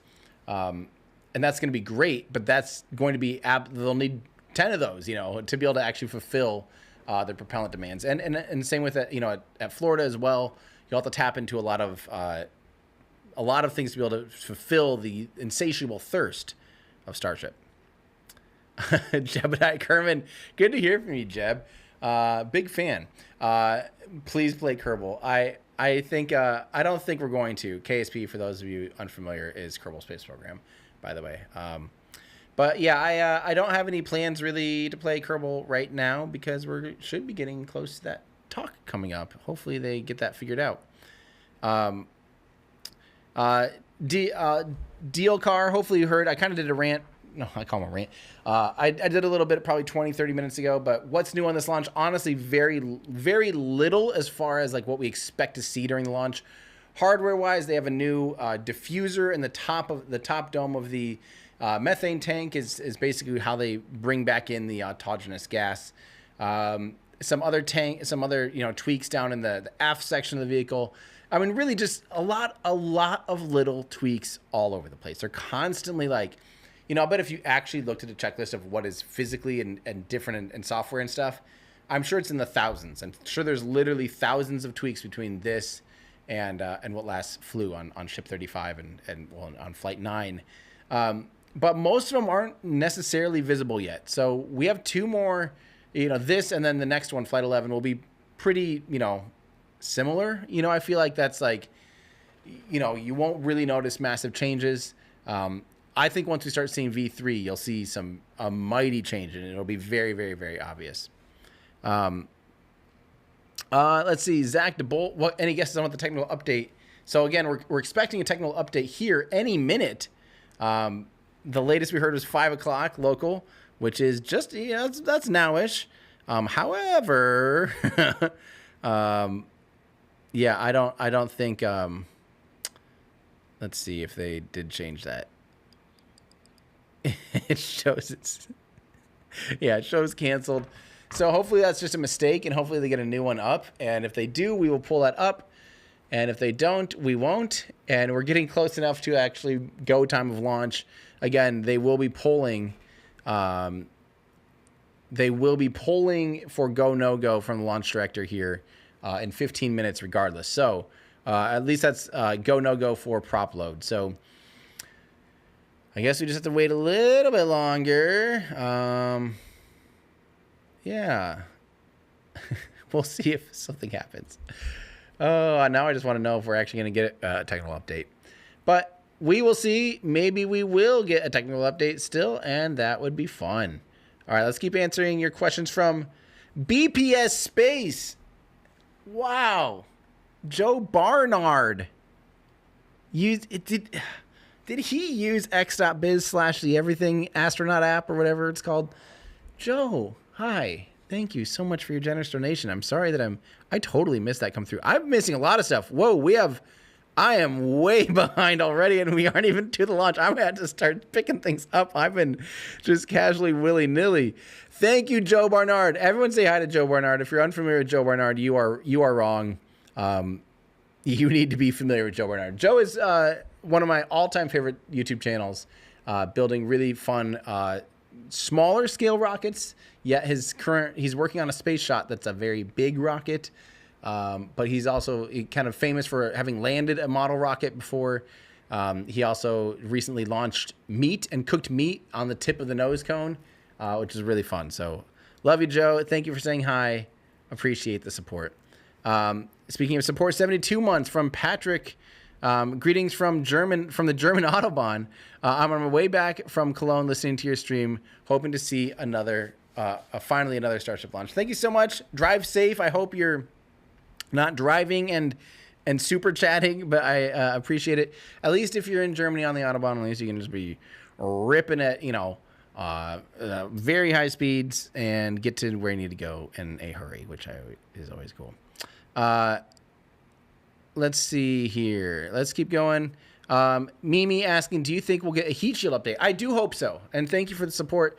I mean, I don't think there's going to be like a heat shield update. I just hope, I wonder if you're asking like an update of the heat shield, or during this talk, are we going to get a talk about the heat shield? They need to get more data. They have a handful of tiles on this vehicle that are not their ceramic tiles. They have a handful of tiles that are different types of, different forms of metallic, and even an actively cooled heat shield. It's not necessarily, I don't think they want to just fully replace the heat shield, but there might be some use cases where a few tiles are better used, a few types of tiles might be better used than other types of I almost said towels, tiles, if that makes sense. So they're really excited to get some data on that, and to see if there are better options, especially for certain hot spots on the vehicle. So hopefully today they actually get through and get a decent reentry. So Emporium of Arcane, Elon Musk needs his assets nationalized. Sorry, that got political. Did not mean to even read that one. We want to keep it on track. So thank you so much from Betul Marku. Thank you so much. Aspen, thank you for becoming a member. Betul Marku again, thank you so much. This one from House, 4 times the charm for the stupid door to open properly. Yes, that is the big milestone that I want to see today. I really want to see that payload bay door open, and I want to see Starlink dummy satellites be ejected and deployed. Please, please, please, can we at least get that? Can we get the door to open, and can we get some dummy Starlink satellites to just be ejected out properly? That would be... I don't care what happens after that, if they can't get the engine to relight or if they don't have a smooth reentry. I just want that because it just seems like a new fun milestone, frankly. And it just seems like this, of all things on Starship, using like the full flow stage combustion cycle, all the complications of being the largest rocket, blah, blah, blah, blah, blah. A little tiny door seems like the easiest thing in the world. The fact, that they haven't got that to work is kind of crazy. Let's see, this is from John VB. I'm an hour away. My Cybertruck has driven me all the way from Iowa. I'm familiar with that drive. Can't wait to see this with my eyes. Best of luck. Drive safe. Hope that your vehicle is doing a good job of driving. Always keep an eye on the road, though. Don't be texting and driving. Even if the car is driving, there's still mistakes to be made. This is just a question from Cannon Copeland. How are you feeling about the missing tiles on 37? They all have ablative except for one on the left flap that's plain steel. That makes me a bit nervous. I mean, again, they don't really care. They're not trying to like save this vehicle. You know what I mean? They're trying to test this vehicle. They're trying to push it to its limits, see what breaks. They know already that we've seen heat shield tiles fall off, on some of the first reentry tests, and we've seen that steel gets burned through. Maybe they have something behind that we're like, we just want to see if it burns through. What if there's like a backup, double wall or something? Who knows? You never know what they're testing. Of course, it makes me nervous but the nervous isn't that like, oh no, it might not land. The nervous is that like, it's just like, yeah, I guess the nervous is that it might not land, but that doesn't really matter. It's more important that they get to that point and get that data from all the different types of heat shields being tested. This is from ADCB750K saying pointy end still up. We can confirm this is a great shot that the pointy end is very, very straight up this time. Not even, I mean, I say that jokingly because I don't recall any time where it wasn't perfectly vertical. But yes, it is pointy end up. It is flamey end down. From Lyric Bread, what is the reason for testing a higher angle of attack, less horizontal translation during future catches at Pad B? No, actually, it'd probably mean more horizontal translation during future catches. The greater angle of attack means that... so let me get Falcon 9 booster out. Let's say you're flying a Falcon 9 booster back. If you come pencil diving, like when they do a return to launch site, often from like a low Earth orbit mission, it's more or less coming back at a very like shallow angle, like it's like almost vertical, right? And it's coming down, and it doesn't have a big angle of attack. from some high energetic return to launch site landings, they might need to, it might again have to get more of that horizontal velocity into the vehicle, into the upper stage. The booster has to do more work. It's more further down range. So they do a boost back burn, but if they can cut it short, if they don't have to burn the boost back burn as long, it means they can put more energy into the upper stage. As long as the booster can actually literally fly itself back, like it can fly, you know, at a steeper angle of attack, that can increase its cross range, so its horizontal distance. It can also decrease its velocity because it spends more time and at a steeper angle of a greater deceleration in the atmosphere. So it actually means it might have to do less work at the end of the day. So you're using the atmosphere to your advantage. And so for this, it might be a mixture of cross range or you can use it to increase cross range. You could also use it to decrease your overall velocity. But the problem is, if you're coming in really crazy sideways and you light your engines, you still have to do a pretty hefty maneuver to ride out and go vertical.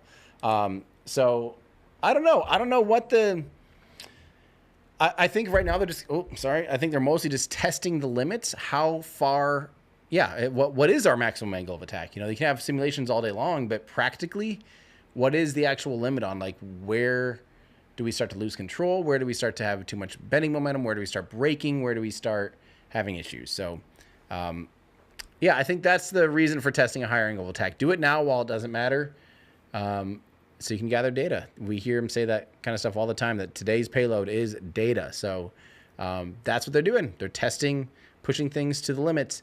By the way, I think, you guys all know about our Falcon 9 rockets.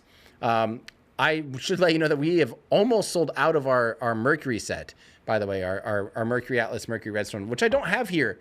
I apparently sent myself the wrong rocket to be here in the studio. But if you do want to support the channel with something really cool, besides obviously our merch and things like that, but we do have a brand new Mercury set that you can find in our store at everydayastronaut.com/shop. You can check out our brand new Mercury set, which is really cool. We decided this time to do 2 rockets. Since they're kind of smaller, it's, that way a lot closer to the amount of rocket that you get with the Falcon 9. But yeah, it's the Mercury Atlas, Mercury Redstone, extremely high detail. You can even remove the engine section of the Atlas. They come with little stands. They are awesome. We are literally almost sold out of them. I think we're down to less than 50. I don't know when we're getting a new run in. And unfortunately, the new run we've already figured out it's going to be hit with tariffs. So unfortunately, that means the price will be coming up. I don't know. Maybe we'll be closer and might be able to eat the cost on the second run. But we'll see. Also, I should point out, by the way, this is a fun little fact. The shirt that I'm wearing, it looks kind of beige on here, but it's really green. Why is that like totally beige? That looks wrong. This is not. It's like an army green. I don't know if it looks like that to you. Oh, on that screen it looks okay. Maybe it's just this screen. Anyway, the shirt I'm wearing, I've actually secretly been wearing these shirts for like a year and a half that are these other colorways. It was like a demo. And I realized, like, I'm wearing these more than I wear the black one, and I really like the orange and the white one. So we finally made them, and we finally made them in kid sizes too. So if you have youth, we finally have other youth tee options. People have been asking about youth tee options for a long time, so we have some new youth tees. The youth tees are small, so you don't get the tiny little writing. But like the shirt I'm wearing actually has itty bitty facts about different orbital velocities, so you actually can like do a cheat sheet on how fast low Earth orbit is, how fast geostationary orbit is. So if you want to support the channel, everydayastronaut.com/shop. Always appreciate it. Oh, also you can get 15% off by using launch day, all one word, all lowercase, of the orbital collection. Launch day.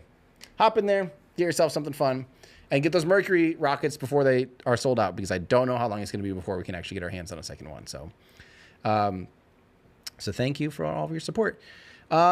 This is Side of Garlic Bread. I love that username. It's important to nap your rockets before launch for proper flight behavior. That is important. I think naps are important, period. I think rockets napping is extra important. I think right now it's taking a nice long nap. Really ready to roar here. By the way, we're only 3 minutes away from prop load being go or no go. So hopefully we hear, hopefully SpaceX tweets about that, or sorry, X posts about that. So yeah, I'm trying to figure out. I'm guessing that they just canceled the They probably just canceled the talk. Pooh. Well, we'll see. Maybe he'll do something afterwards this time. I don't know. Yeah, well, I guess at least we're on air and we'll know when it starts fueling and all that stuff. So the next milestone we're looking for, like we said, is at T minus 1 hour and 15 minutes. So in 2 minutes and 35 seconds, we'll hopefully start to hear whether or not they are go for prop load, which would be really good for us today for letting us know there's going to be a launch attempt. So can't wait. I cannot wait. Let's see here. Truck Dano, what kind of efficiency would be gained by launching from Denver at 1 mile in elevation instead of sea level? You, my friend, have asked one of my favorite questions. And hang on. If you search Everyday Astronaut Mountain. Phoenix Energy. Ah! That was loud. Oh, yeah, I'm not logged in, so I'm getting ads. Hold on 1 second while I watch this Phoenix something ad. Okay. My friend, if you want to learn about how efficient would a rocket launch be, it's Timception right now. We give you all of the numbers of launching from a mountain, how much specific impulse increase you'd get from launching from different launch sites, all of the things about launching from a mountaintop. We actually did a mountaintop, so higher than Denver. This one's actually taking off from Pikes Peak outside of Colorado Springs. Was kind of one of the simulations. But we also talk about what it's like to launch from the equator and all of the numbers about how much efficiency you gain when you launch a rocket from the equator. So this is actually still one of my favorite videos because it's one of those questions that I love because it makes so much sense when you just think like, oh, launching a rocket from a mountain, like it's closer to space and it can use a more vacuum optimized rocket engine. And it's one thing to be like, well, there's probably a reason they don't do that. But like, what is the reason? And so I love diving into that stuff. So this video is actually still one of my favorites because we literally run the numbers, and you can watch that on this channel by going. If you just search Everyday Astronaut Mountains, you'll find it, or Equator. Watch it, please. Let's see, where are we at? Let's go back to questions. From Brendan, 58 months of membership. That's a lot. Thank you. Let's light this candle. I absolutely agree. I'm really, really, really hoping here that now, basically, we hear from the flight director if they're go or no go. I'm going to, while we're waiting, maybe I'll just pull up. I'll have the everything.biz app ready to go. Oh, they're now targeting 6:50 p.m. That's outside of their launch window. The launch window now runs until, the 6:30 was their original. They've moved it back 20 minutes. Move that clock. Move that clock. Move that clock. Move that. Okay, well, maybe I'll work on moving that clock, but I bet Mary Liz is working on it. Yeah. Wait, is that right? I'm only seeing Kraus is reporting that. And I'm seeing 35 posts about it. Wait, what is going on? No, give me the chronological thing. Ugh. But yeah, we'll have to move that clock back. So unfortunately, we're not at the go. No, they decided to not go for the beginning of the launch window. Must be weather related. So yeah, they didn't go for the beginning of the launch window.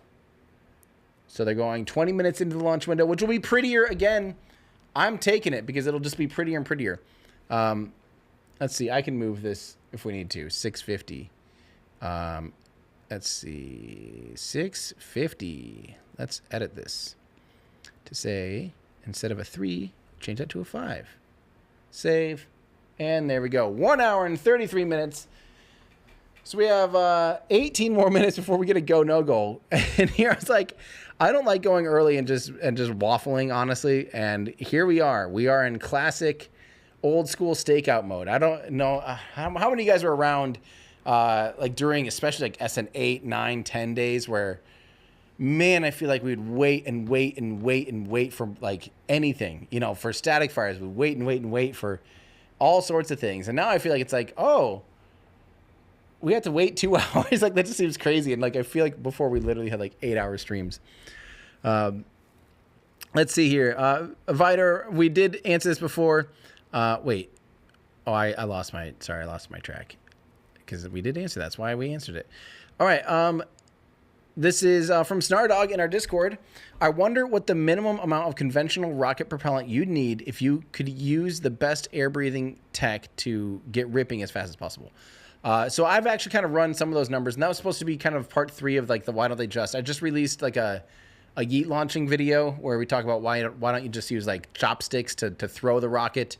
You know, people ask that kind of question, like why don't you use like a catapult or spin launch? We ran the numbers on it. I did a video about air launching. I was going to include a whole section on using air-breathing engines. Kind of decided not to, just sort of, I don't know. I still could. That was an awesome sound, I'm sure, for you guys. We still could do a video like that, but I feel like there are a lot of overlapping amount of information in a lot of those videos. So I have opted not to, but yeah, we'll see. From Shane Malloy asking, what cameras do they use on board right now? Oh, by the way, we seem to have lost comments again. I don't know what we did to fix that last time, but we did lose comments. I don't know if, yeah, whatever we did last time to fix it. I think the cameras on board, they're either like, they're definitely not commercial off-the-shelf cameras. I think they work with a company to make a specific camera, I believe, but I could be wrong. This is from Sparky Mark asking Tim, question, what's the best photo that gives a great sense of scale of the size of Starship that I can show to somebody? So I think any far away, no. Wide angle, no. Telephoto, yes. I think photos from the ground of it rolling is always going to be a little bit better. I'm trying to think of a good example of that. But if you look for like humans next to Starship on ground, humans next to Starship on the ground. Yeah, Kraus. I was thinking that too. Kraus has a really good image one time. We'll look for it. Discord, if you guys see a specific image that comes to mind, post it in there and I'll throw it up. And then we can use that as an example. Let's see here. XPDBX just became a member. Thank you so much. There's some new members today. That's exciting. From Mathematics, Tim, do you think we have a problem with the V3 booster? I mean, we did have some with V2 ships. Do I think we'll have problems? I mean, maybe. However, I do feel like by the time we're flying, version 3 will feel a lot more like Block 5 of Falcon 9. I don't think it's gonna be quite that mighty and perfect right off the bat. There'll still be a lot more iterations, or maybe more like Block 4. I still expect some failures out of version 3 of Starship, just because they're still not going to be happy with just getting it kind of done. They're never going to stop. Like, that's just not the SpaceX way. They don't just say, well, we got it to work like the Falcon 9. Actually, now that I say it, well, they still are tweaking Falcon 9. Like, they still do like stubby nozzles, and they just, in the Dragon capsule, added a propulsive like element for the trunk so they can reboost the International Space Station. They're not really stopping. I mean, they've done so many little iterations along the way. Now it's pretty stable. Falcon 9 is pretty stable, but they were tweaking it constantly through little itty bitty flight profile tweaks and things like that. Let's see. I'm looking at pictures. No, there's like another picture, not wide angle. Get one where you don't see the whole top to bottom of the rocket, like just a little like where you see maybe just the engines peeking out and a little person walking next to it. I think those are always the ones, or someone like on the chopsticks, zoomed in, next to the rocket, something like that. Those are the ones to me that really show scale well. Chris L asks, Everyday Astronaut, flaps. Do you think the steeper reentry angle will help or hurt the flaps of fire? So they aren't really doing a steeper reentry angle necessarily on ship. Ship's going to follow a fairly normal reentry profile. And it's not necessarily the reentry profile is, doesn't really help. Let me think about this. So if you increase your glide ratio, like space shuttle, for instance, intentionally stayed up in the upper atmosphere longer. It was a lower peak temperature, so you didn't oversaturate the ceramic heat shield tiles, but it actually was altogether soaked in more heat energy because it was taking longer to re-enter. So it's you basically have peak temperature versus total heat energy absorbed through the vehicle, and actually the shuttle. You have that trade. The steeper reentry is more for it's talking specific to the booster and its ability to be able to have cross range and things like that. Let's see here. From Noah Ronaldo, I had something to ask. I'm surprised how the rocket engines are able to lift an 8 million pound rocket. I assume those Raptor engines have a lot of thrust in them. You're exactly right. Yep, that's your thrust to weight ratio. You have to have more thrust than your vehicle weighs. So, yeah, is that right? Let me think about this. How heavy? It's been a while since I've thought about this. 2, 3. Is it 8 million pounds? 11 million pounds. There we go. Yeah, so more than 8 million pounds. So it's about 5,500 metric tons or 5,000 metric tons ish. So yeah, the Raptor engines need to be able to lift that. So they produce more thrust than the vehicle weighs. And that's why, like, when you upgrade your rocket engines and get more thrust out of the same engine, yes, they consume more fuel, but it also means it's more fuel you can lift.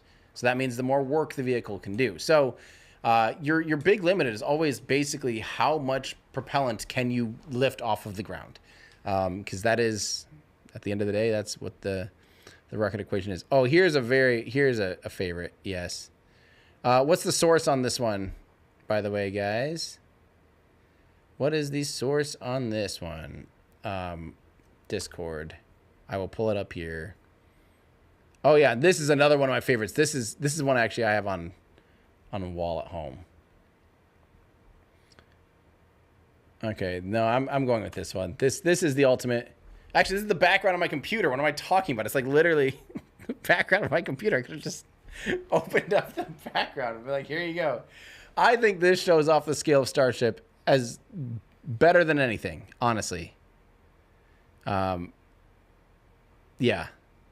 So that's still one of my all-time favorites. This is another one that's also pretty great to help show the scale when you just see little itty bitty people. Big rocket. That's how big Starship is. Now, this is a little bit deceiving because this was taken with a drone, and it was taken with a relatively wide angle. I'm not talking like not a full-on like 20 millimeter equivalent rectilinear.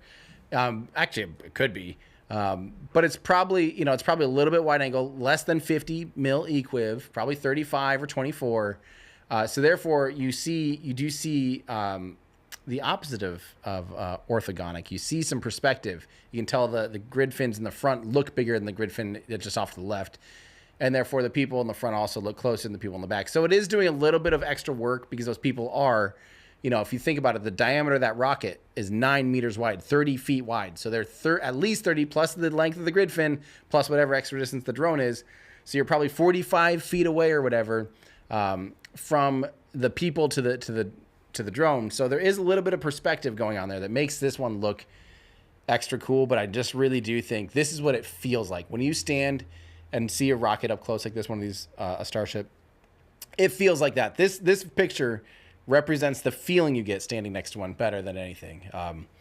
Yeah, I think that's that is the one. All right, and there's the real one. There's the real rocket in real life doing real nothing. We're, again, 8.5 minutes away from hearing from the launch director on whether or not they are go for launch today. So hopefully, they moved it back a little bit. We don't have a technical update, it's sounding like, and we're just going to get a little extra hangout time. From Kenneth Johnson, re-release the orange hoodie and a white version as well. You coward. Kidding, of course. Lots of love to you and your entire team. Seems like a wild year, but that's been true for like 8 years now. Buy the merch, everyone. Thank you so much, Kenneth Johnson. Good to hear from you. Appreciate the super chat. And yeah, we're always trying to just figure out what you know, I do like that orange space shuttle hoodie, but that feels like old. I mean, that's already like 3 or 4 years old now. It's kind of an older design. You know, we gotta keep moving, Can't be stuck in yesterday. I do actually hate how like fashion. It's like if it's over 2 years old, it's like crazy. Wild times indeed. Wild times indeed. This is from Josh DeVialt saying, I hate how mainstream media points out the failures and not the successes. Well, I actually understand, because it is really hard to appreciate what they're trying to do and why they're doing it this way and why they're okay with failure. It's just not normal. It's not. If you think about it, every single Starship launch so far has been since the first launch of SLS. Every full stack launch of Starship has happened since the one flight of SLS. And it's likely cost a lot less. And now the first flight of SLS was extremely successful. It was awesome. They knocked it out of the park, but they had to, because if the next SLS launch had to fix problems and not just like launch another one, we're already going to be over 3 years, 3.5 years between those two vehicles flying launch 1 and launch 2. If they had to fix problems on it and they found a limiting flaw and go, oh crap, and they had to redo that, we're talking now 4 or 5 years between launches. And that's just not a good cadence. And you're on top of that spending $3 billion a year on the vehicle and the infrastructure and all the people and the things that it costs. Meanwhile, SpaceX goes, you know what? Who cares about the hardware? The hardware isn't the thing. The thing is the problem and data. They are trying actively to do this in a way that's like hardware rich, a hardware rich approach where you go out and you fly. I mean, the same thing could even be said about the launch pad. This launch pad the rocket is sitting on is bad. Like, it's not the best design. It works good enough, though. It gets rockets off the ground. If they had waited to perfect a perfect, massive, you know, like we see with Pad 2 here, I don't know if we can pan over and see Pad 2 being worked on. It is a totally different beast. And by the way, look at how pretty the sky is. This looks like a background. I am all for this. Actually, if there's a way we can turn off the overlay and my little picture-in-picture give people 10 seconds to screenshot, this would make a beautiful background for like a... Kraus is reporting 6:45, so it moved up? What? Okay, by the way, if you have a device capable of screenshotting, there was your chance to get a beautiful background. I think that's gorgeous. Okay, well, if he's saying... Where are they seeing that? Hold on. Moved up. I've never really heard of it moving up, but I will do that right now. So 45, huh? I trust Kraus. I trust my team. Kraus isn't necessarily on my team. That's just a saying, but I love him and I wish he was. All right. Oh, thank you so much also, Kenneth Johnson, by the way, for becoming a member. But yeah, it's just different to look at. Oh, by the way, we should have a go, no-go poll now. We should have a go, no-go poll now. Where are we at? Did we get one? Did we get a thing from SpaceX? I like how does Kraus know it's down to the second? By the way, if you are listening to my voice right now, I have a public service announcement about this launch that I feel like I need to reiterate every time one of these things launches. Number one, if you are here in person and here being around Starbase, looking at this rocket with your eyeballs, but you're hearing my voice, remember, we're on a pretty significant delay. What you're hearing right now to what's actually happening in real life is almost 25 seconds.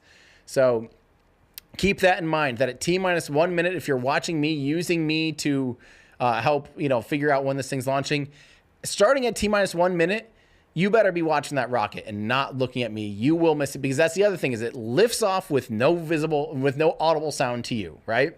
Because it takes a good minute for that audio to reach us, because we're 5 miles, 8 kilometers away. It takes a good amount of time, 40 seconds or something like that, for the sound to actually begin to hit us. So you don't want to miss the launch just because you're staring down, listening at your phone. So, okay, hang on. So SpaceX is also reporting the same time. Is that correct? Wait.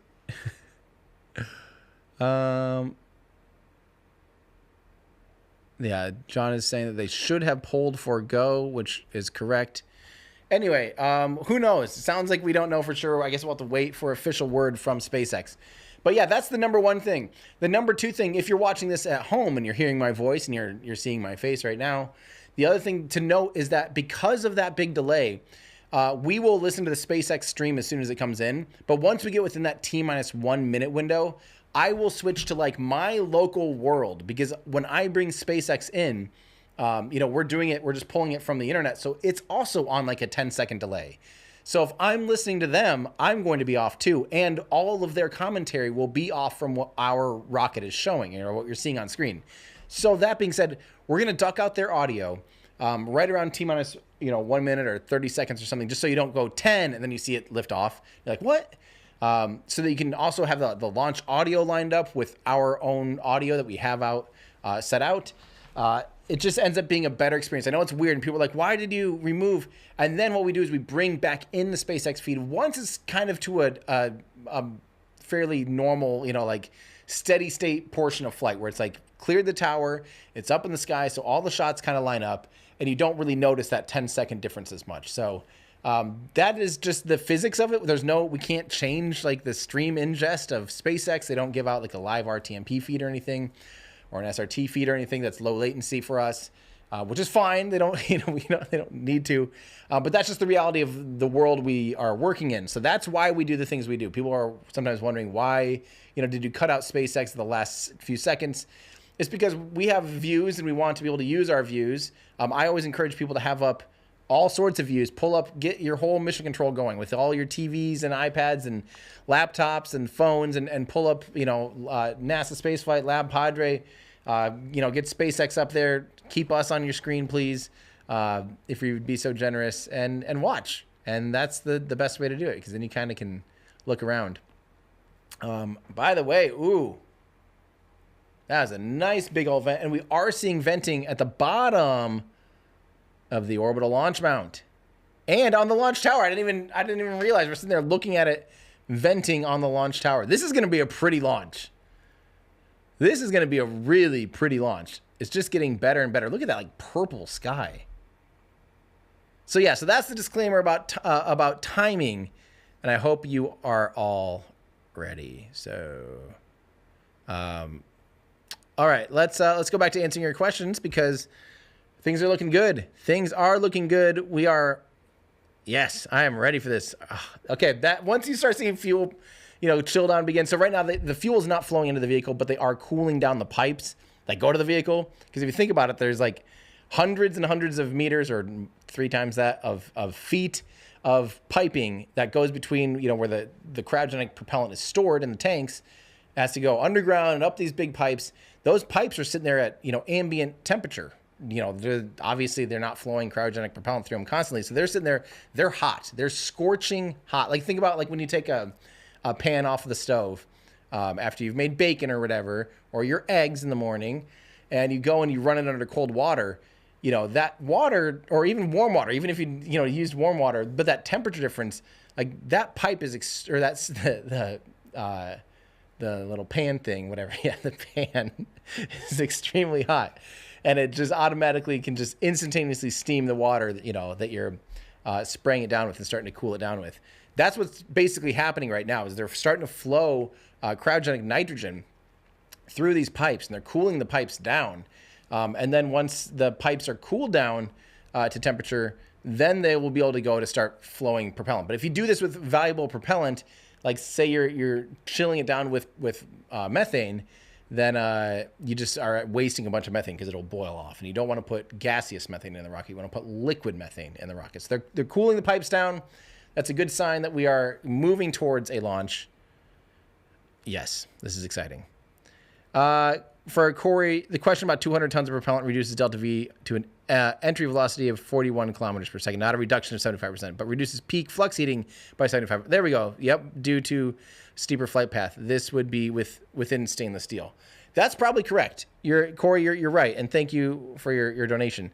You're right, because it's of course related by the inverse. It'd be cubed loss, so velocity cubed. So actually, if you reduce it from 7.5 down to 4.1, that's almost a half reduction. So it would be 8 times, it'd probably be 800 times colder. Like less heat energy. So you probably wouldn't need that much to make stainless steel survivable. So there's a lot of things at play, though. But then again, I mean, the boosters, yeah, there's a lot of things at play. We're just going to say that. There's a lot of things at play. Because then, yeah, you have things like your actual reentry profile. What's your angle of attack? How long are you in the upper atmosphere? What's your peak temperature? What's your overall temperature? All of these things coming into play. So it's complicated. It's complicated. Let's see. Wow, I am once again very behind. My name is Tim Dodd, and I am very behind. Big one from Frank Knowlton. Been following you for quite a while. It is great. Thank you so much to Frank. That is extremely generous. Holy cow. Frank, thank you so much for your super chat. Everyone, I don't know if you guys probably already all saw this and I just missed it. Yeah, say thanks to Frank because you're not only keeping the lights on, you're putting tacos in our bellies, and I very much appreciate that. That is awesome. Thank you so much. This is from Cosmic Rifter. Does Mark Rober know you're impersonating him? JK, thanks for the incredible work you and your team does.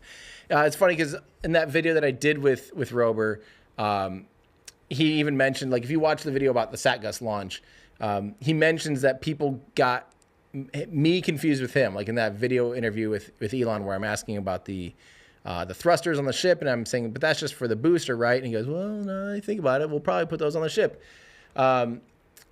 You know, that people, I guess we sound alike, and we were kind of doing it in the car too. We were like both saying the same thing, and it did sound quite similar. So he in the video basically was like, yeah, sorry about the stolen valor, that, you know, people were thinking that was me when it was, or, you know, he's saying this when people were thinking it was Mark Rober, but it was actually me. Fun little story, fun video, really cool mission. I was really excited about SatGus because that's one of those things, like, I know people, it might be easy to be cynical about, like, ooh, a selfie sat. Who cares? Well, if you're an 8-year-old and, you know, your parents help you upload a picture of yourself and you get a picture of yourself in space, like, that's incredible for free. Like, that's what he ended up doing. Think about what that could do as an impact to a kid. Like, it's important to not think of our own, our own perception of the world and our own realities, but sometimes imagine the impact this could have on a young and impressionable person, or an adult. I mean, I have friends that uploaded pictures to selfie set to SatGus and were blown away by it and thought it was really cool. So I personally, big fan of that. I think that's how you improve people's excitement, engagement in spaceflight is by offering new opportunities and new ways to get excited about something versus not. Like, it's better to have more stuff like that, I think, than not. And it was really cool. And their team was awesome, and Mark was great. This is from Undie 4x4. Tim, any word out there of new 3D model print profiles coming out with a newer deluge setup? I need a new tower to print. Good question. I don't know who all is working. You know, we've had some pretty amazing people, you know, artists making 3D printable models. That's definitely not a me question. That's more of a people online would probably know what's up. By the way, really quick, I just noticed that Shane in our Discord said this stream is looking beautiful, and says Tim's team is so talented. I need to give a thank you to our team that makes this stuff possible because this is absolutely stunning. Look at this beautiful 4K launch of a gorgeous rocket getting ready to go into space. A rocket getting ready to get fueled up. In about 10 minutes, fuel will begin flowing into the rocket, which is crazy fast. How gorgeous are these shots? Let's hear it for our team. This is amazing. And the fact that they also cobbled it together when we had 2 firewalls go down today. Firewall 1 and 2. We're now on Firewall 3 that isn't even in our production trailer. We're running on strings, and it's still working great. All right. Okay, so SpaceX officially did finally say Starship team is go for prop load. So that's good. That's at T-minus 1 hour and 3 minutes. So maybe that will change. Decent chance that the T0 could change again. But let's see here. SpaceX. The Starship team is go for problem. I like how, wait, the SpaceX tweet is retweeting, is quote tweeting or reposting or whatever, quote posting the tune in for a technical launch update on Starship. Why don't they just do a fresh tweet?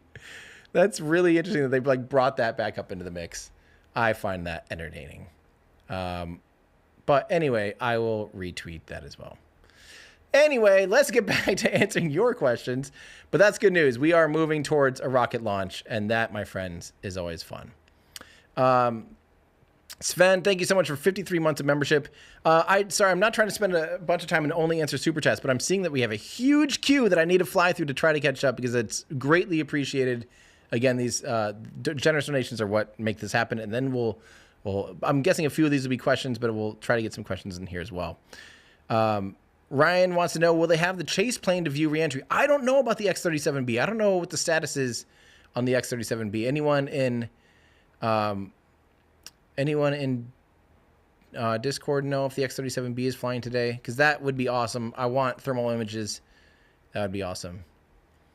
This is from 77 Patriot 77. Would be so cool to choose a random subscriber or top donor to be a guest at a launch with you. Big fan. Thanks. That's actually not a bad idea. That would be a fun like giveaway, and we could fly someone down and maybe a family member or something and watch a launch. That would be really cool.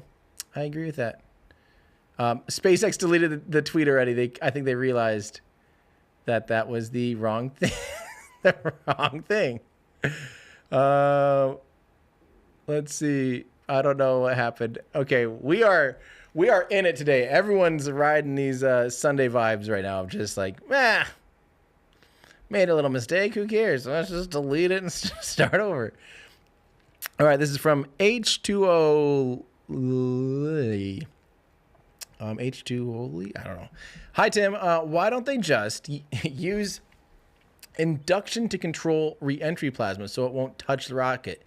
At least use fusion reactors. That's possible, but maybe it needs too much electricity to have that capacity. Yes, that's exactly right. The weight of magnets, because don't forget, magnets are not free lunch. They're typically pretty heavy, even electromagnets, and the amount of energy that it takes to actually produce, like we see inside of, fusion reactors, you see, magnets being used to create a field to keep the walls from getting melted by plasma. However, yeah, that's... it's just heavy. It's heavier than a few tons of ceramic heat shield. People love, and I don't blame you. I'm the same way. It's funny how we don't want the heat shields. Like everyone's like, how do we get rid of those?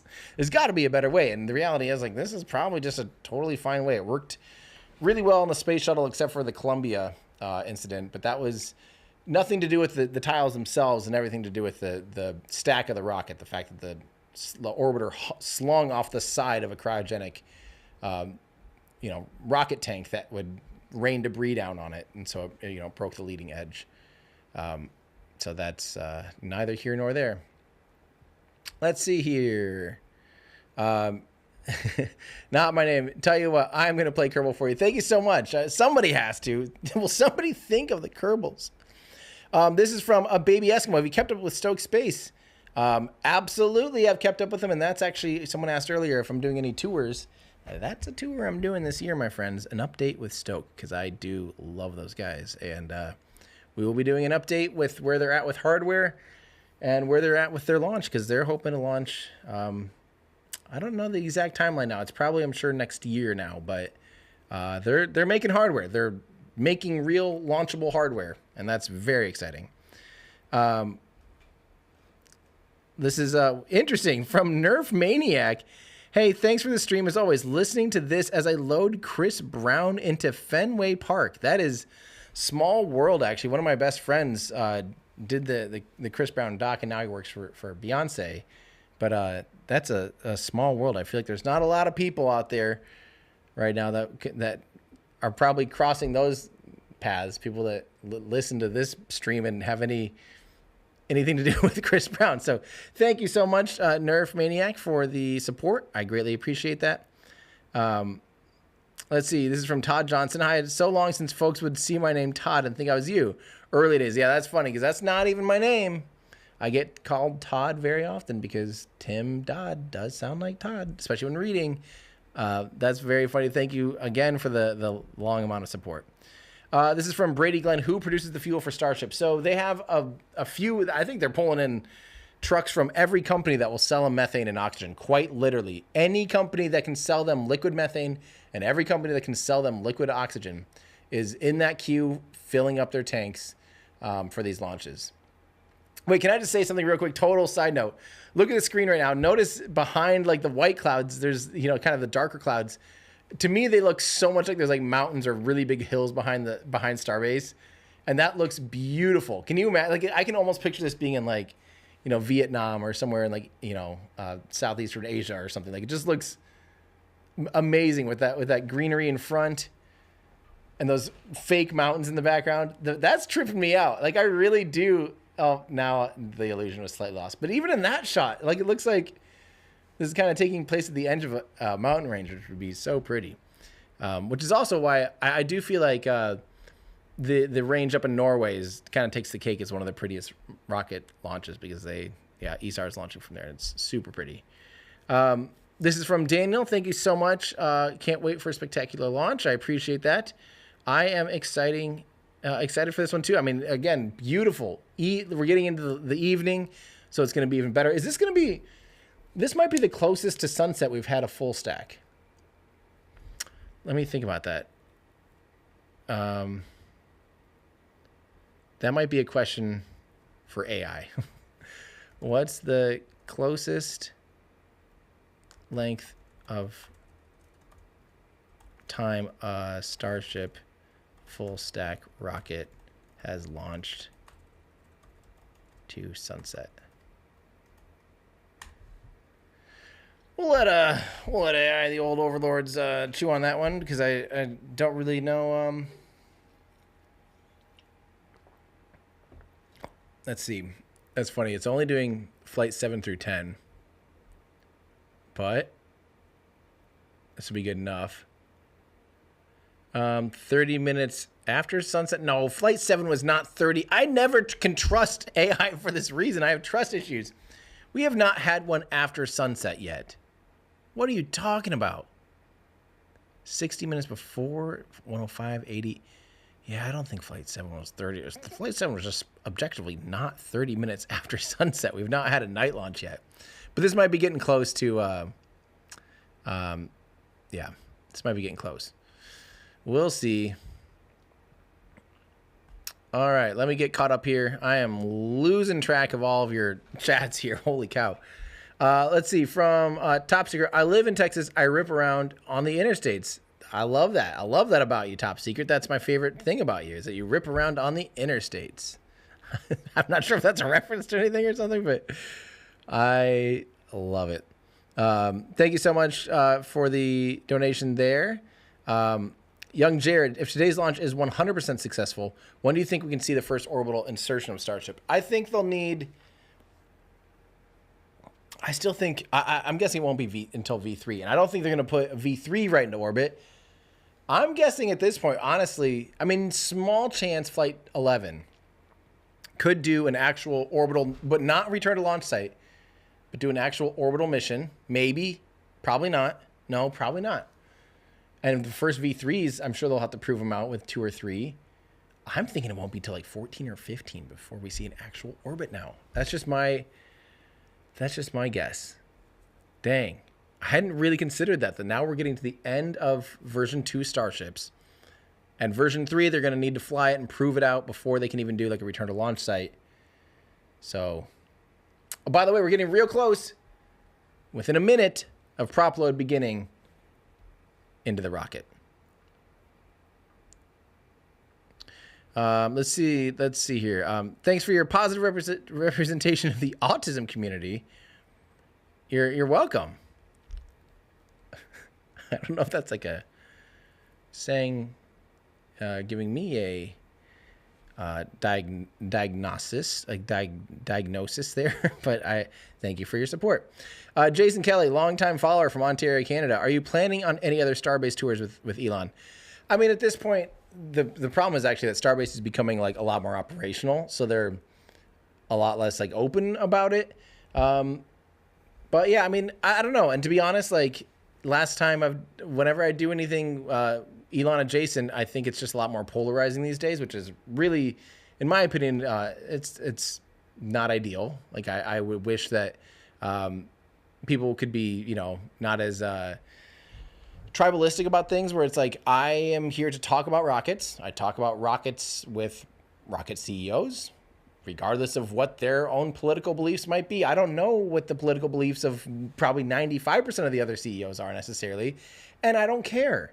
It does so happen that Elon's more vocal and more active in his own politics, and that does trickle into his companies, you know, where I think it can affect that. But it sucks that, like, for me, I get like put on a, you know, people judge or put things on me that like has nothing to do with the work I'm doing. You know, I'm here to talk about rockets. I'm extremely excited to talk about rockets. That's my career.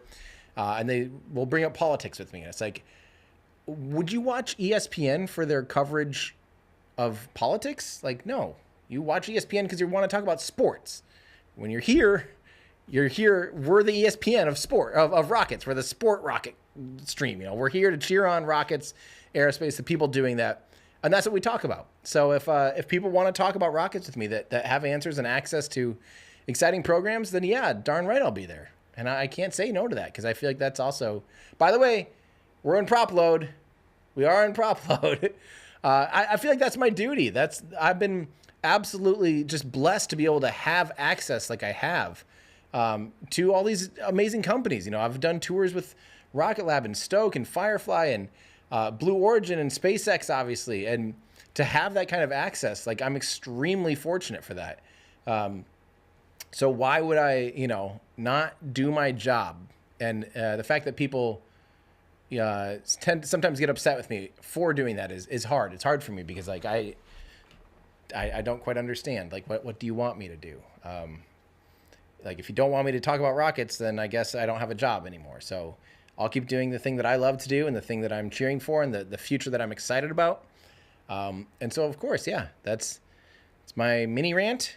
Feel free, of course. You guys have your own opinions, but fighting tribalism. Like, I've actually been saying this for years, way before, like, when we used to do our Ludicrous Future podcast. That was a big thing, is we talk about that a lot. It's like fighting tribalism specifically in spaceflight is like, it's okay to, like, just because someone loves SpaceX or loves, you know, Artemis or whatever, doesn't necessarily, like, you can love that and you can like other things or love other things, maybe not as much.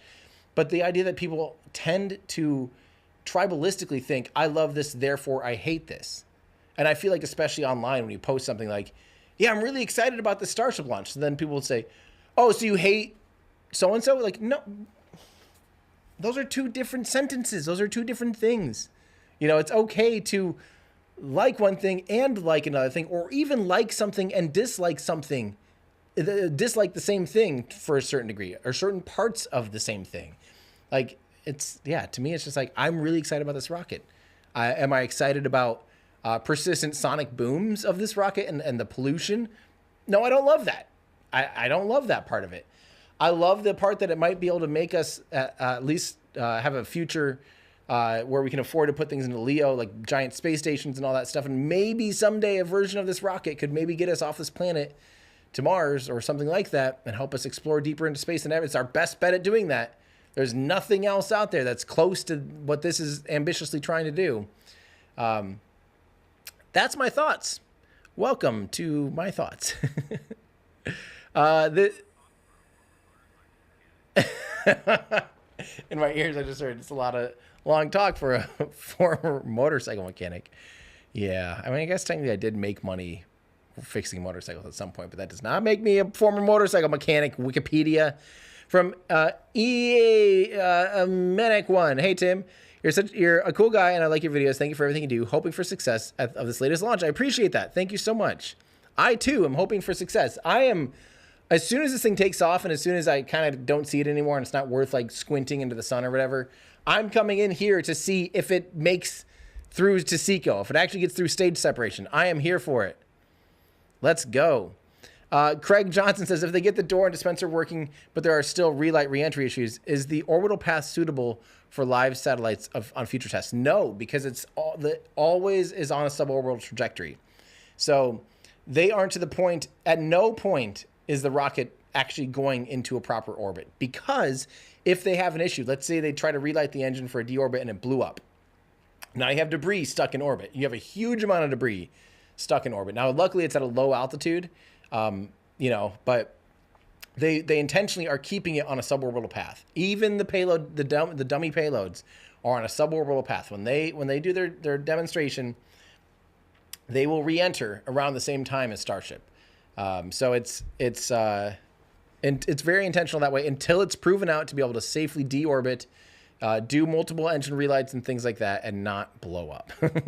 Maintain orientation. Imagine lately, there's been a few missions where orientation has not been able to be maintained, where it gets up in its coast phase and it starts to spin out of control from it, either an attitude control thruster being stuck open or some not opening at all and spinning out of control. If you have it spinning out of control, you can't relight your engine and deorbit properly. So, you might be able to, if it's Kerbal Space Program, you just do it every time you're facing your engines are facing retrograde, you light it up and you can eventually deorbit, on, off.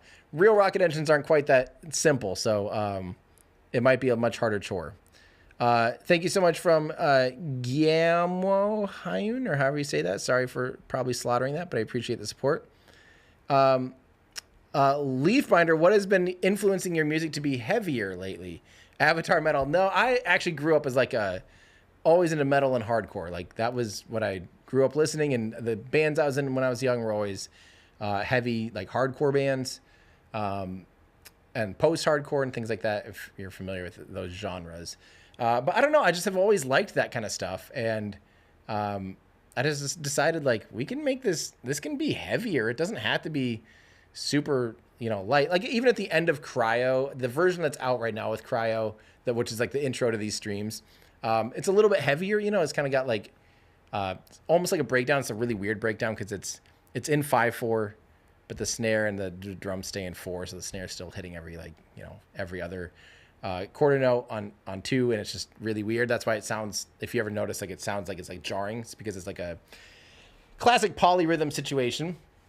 But I just thought it just feels good. Just feels good to play heavy music sometimes.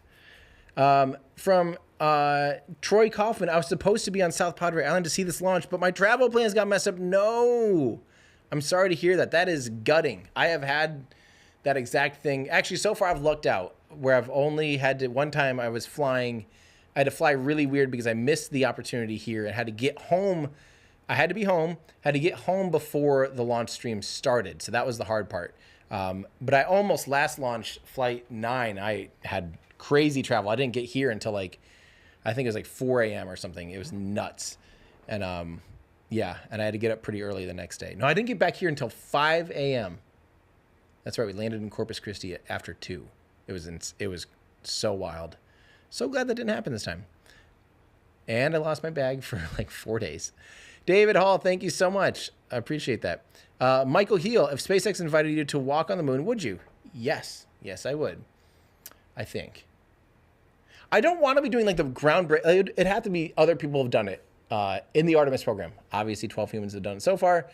But other people would have had to have done it in the same, I'd have to be doing something that is already, has precedence of having been done before. So if that's the case, yes, I would.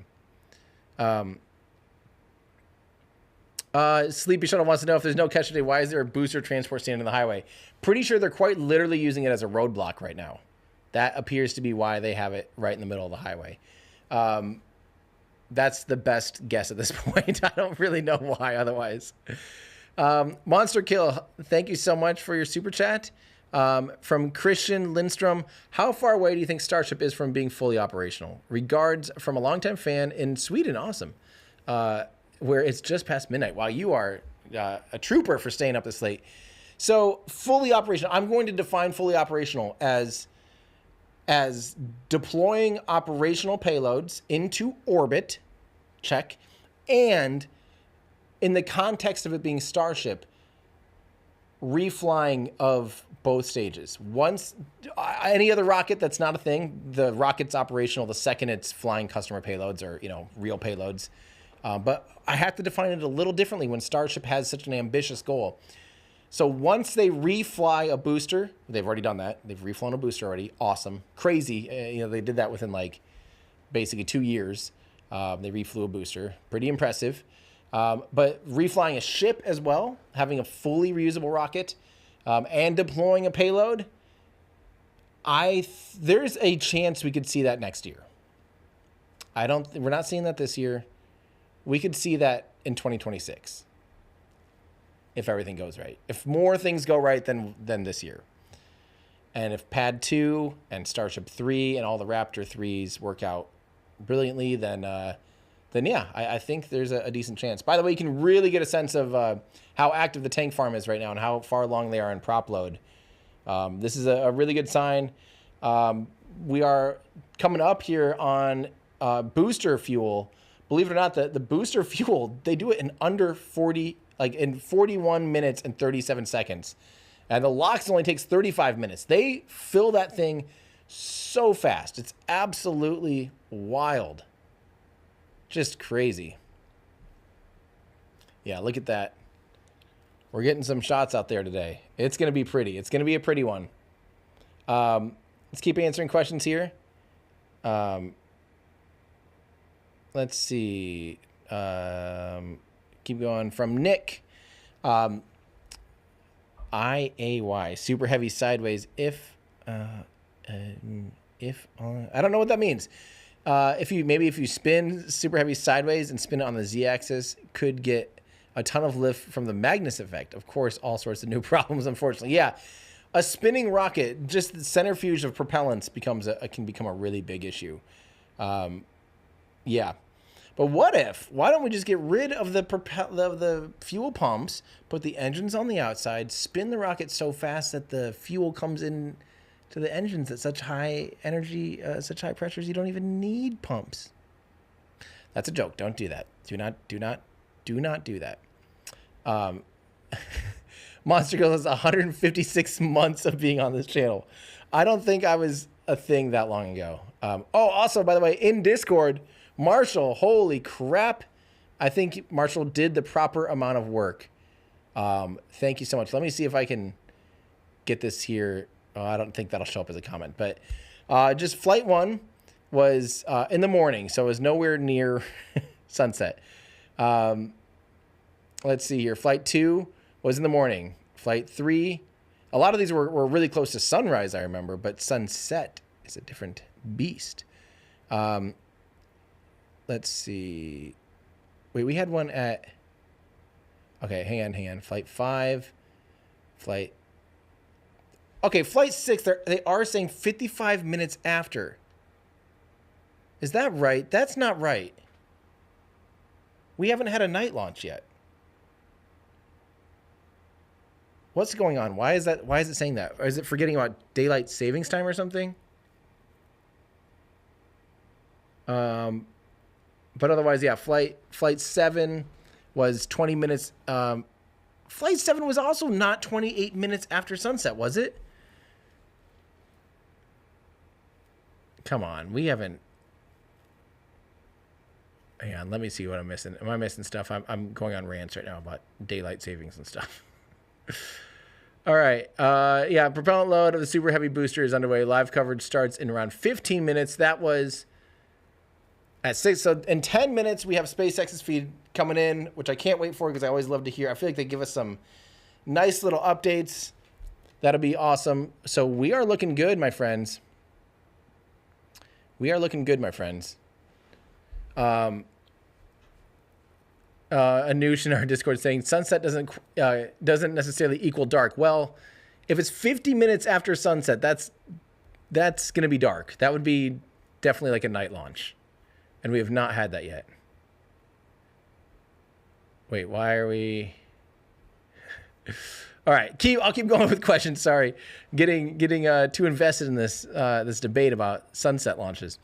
Let's see, from Shady Shadow 384. I've probably answered this, but what do I expect from this flight? So My hope, I will say my hope is that we actually see all milestones. I feel like we need a version 2 win before there's only one more flying after this. And if none of them are able to fulfill, their goals, then what's the point? And I really think, hopefully today we see it make it all the way through, clean booster launch, all the way up to stage separation. Booster has a clean splashdown as intended with the intended engine out capability, which would be awesome. I would love to see that test be fully done. After stage separation, we need a clean second stage burn with no fires, nothing like that. That has to happen. And then I really hope that it's a stable attitude on its coast phase. I really want to see payload deployment. I want to see that stupid little door work. I really want to see a clean engine relight, and I really want to see reentry. At least beginning of reentry controlled. If it ends up that some of the missing tiles that they intentionally have on there lead to its demise, totally fine with that. As long as we get to the point of seeing that stuff be tested. So that's what I'm hoping. Chances of that. I mean, I'm pretty. Because of the fact that we've waited almost 3 months now, and they had 3 months to work on the ship and really get it fine-tuned, they found a lot of problems. Even 36, when 36 exploded, we had ship 36 explode just a few days ago. It seems like, I guess that was not a few days ago, but a few months ago. It really seemed like, now is an opportunity to refocus and really hone in on this one ship. So, let's hope this works. Stuart Leader, do you think we will see Raptor 3 fitted to a ship booster version 2 or V3 for everything? Yep, it's 3 for 3, 2 for 2, 3 for 3. So we will not ever see Raptor 3s on a version 2 ship. They're just not compatible. There's different mounting points, different everything basically. It's a totally different rocket engine that will mount on a totally different, more or less a totally different rocket. It'll be visually quite different when we see version 3 fly, and that could maybe be this year. What makes you say that?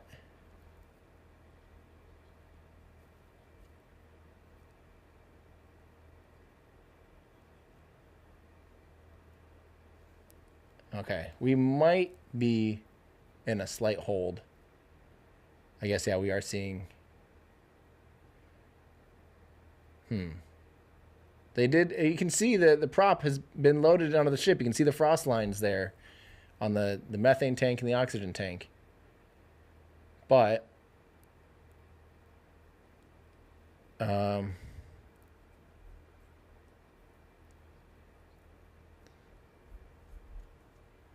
interesting. SpaceX website actually has a countdown clock, just like on the main page. Oh, nice. You're right. Okay, that's good to know that we actually have a SpaceX T0 clock at T-minus 39:55. So they are in a little bit of a hold. Not a big deal. They have a full hour long. Because of this hold, I'm going to take a quick bathroom break, quick little personal break. Give me a couple minutes and I'll be right back and we'll answer some questions. Hopefully by the time I'm back, stretch my legs, we'll learn something. So give me a minute. I will be right back in just a second.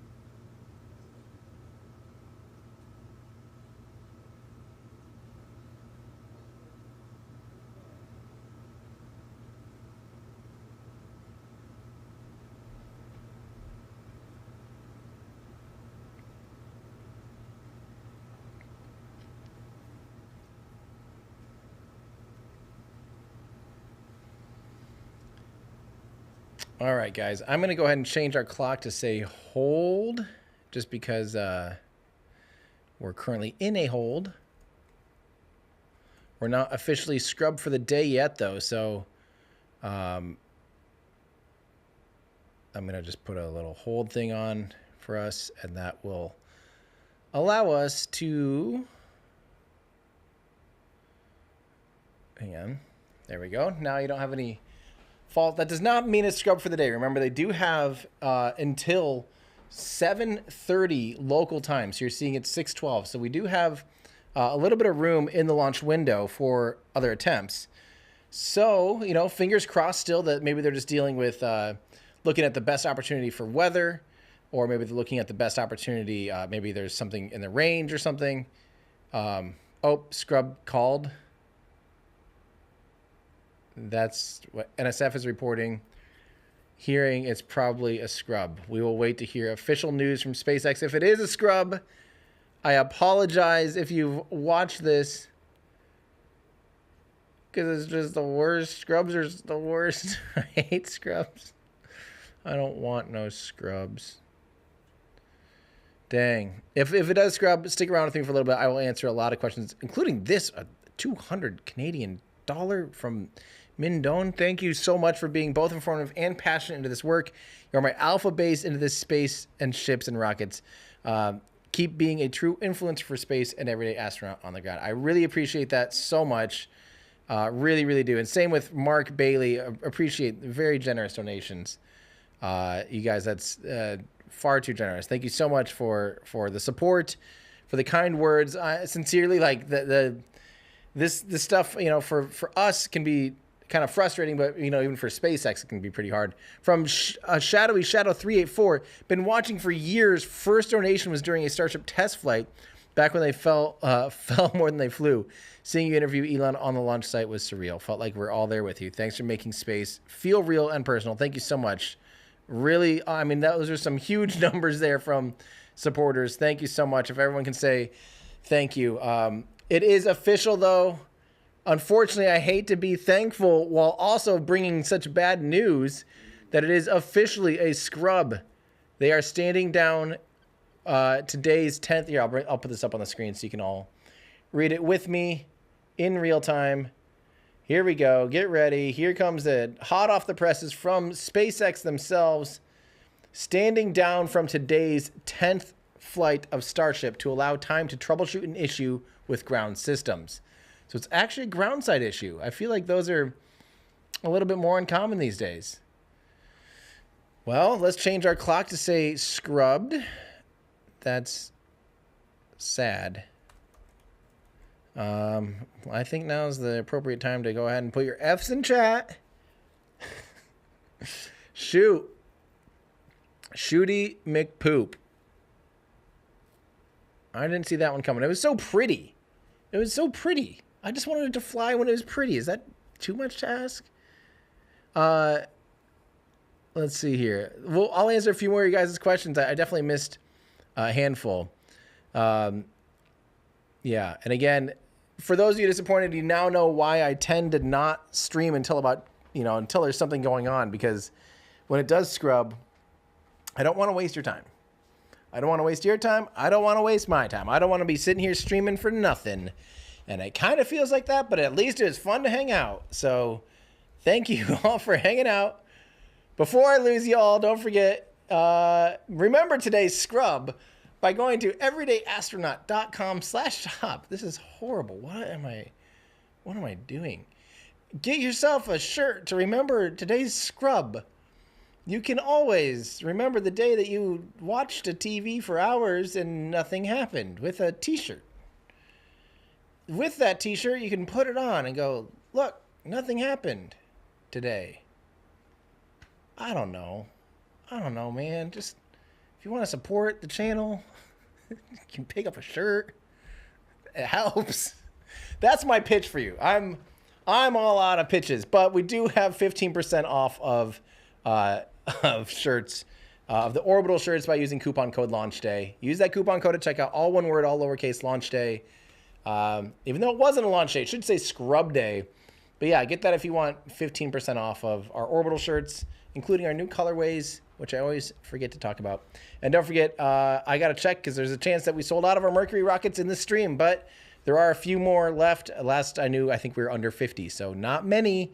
And I don't know when we're going to get more. So if you want to get some fun stuff, everydayastronaut.com/shop. Yeah. I think let's answer a few more questions, and then I think our team's going to appreciate some downtime to try to fix a few more things that ended up breaking today, per usual. Ryan Collier says, do you know why during SECO the sea-level engines run for 40 seconds after the vacuum engines are shut down? Why don't they shut down at the same time? Are the sea level intakes lower in the tank? That's actually probably a consideration right there that I never really considered, that there's a bowl shape and that they literally might only be able to get fuel and propellant into the sea level engines during the last few seconds. But the main reason I was thinking, and why I normally know they run the sea level engines longer than the vacuum engines, is because they can gimbal, they can really null out the rates and get a really precise injection if they use the sea level engines, because they can keep steering. If they shut down all of them at once, if there's any bit of a off, like if one engine is kind of like shut off a little bit too early or too late, this way they can kind of stage it and keep all the engines pointed in the right direction. So during shutdown, they can slew a little bit if they need to help steer or roll. They can null out all the rates. But it also might be a little bit about the way that it's actually, a little bit interesting. It could be something with the bottom of the fuel tank, or technically the oxygen tank. Troy Kaufman, I would love to see a couple of Tesla people as first pilots. I don't really know what that even means. I am glad that that's something you would like to see. Thank you for sharing, and thank you for the support. Sharat says, hey, Tim, big fan, say hi to me. Well, it sounds like I just did. I appreciate you saying hi. This is from DJ Oop Leo. We are on the right track. SpaceX is getting us closer to the moon. Yeah, we definitely require SpaceX to get to the moon, and we require the ship to do some impressive things to get to the moon. A lot of stuff. It's extremely ambitious. I don't know, too, by the way, production people, we did lose the comments again. I don't know what's going on there. Hopefully we can troubleshoot that, try to figure that out. This is a really funny name, Wet Toaster. Are there any engines on the upper stage that could go out or die without ending the mission, or is it all or nothing? So they can't really use they can't really lose a vacuum engine. I think they could probably lose a sea level engine and be fine, including during ascent. Like if they lost a sea level, one of the center 3 engines, they could lose the center engine, probably keep flying, hopefully, assuming it doesn't, do any residual damage on other engines. Probably be fine there. And then on re-entry and landing and the flipper, and they could still use just 2 to be able to do that successfully. We have new memberships from Newtopia Labs, from Jake Heflin, from CU View. Thank you guys so much for the memberships. This is from Brady. Shout out to my father, Glenn Hickingbottom, watching from heaven. Let's have a successful launch for him. We will put that into tomorrow. Use that energy. Well, hopefully tomorrow is when Flight 10 launches. Absolutely. We'll have a successful flight for Glenn. Thank you for sharing that with us, and really hope that we do get a good, clean flight for 10. And we'll think of Glenn when that does happen. Thank you for sharing that. Ryan Radcliffe, always great to get off work in time to grab a beer and watch a live stream. Let's go. Unfortunately, I'm too late on this comment because we are not doing that. Last minute taco fun. Thank you so much, Philip. Good to hear from you. I'm missing all sorts of stuff from our Discord. Okay, by the way, the closest we've got, it looks like Flight 7 was about 13 minutes before sunset. So, okay, that sounds about right.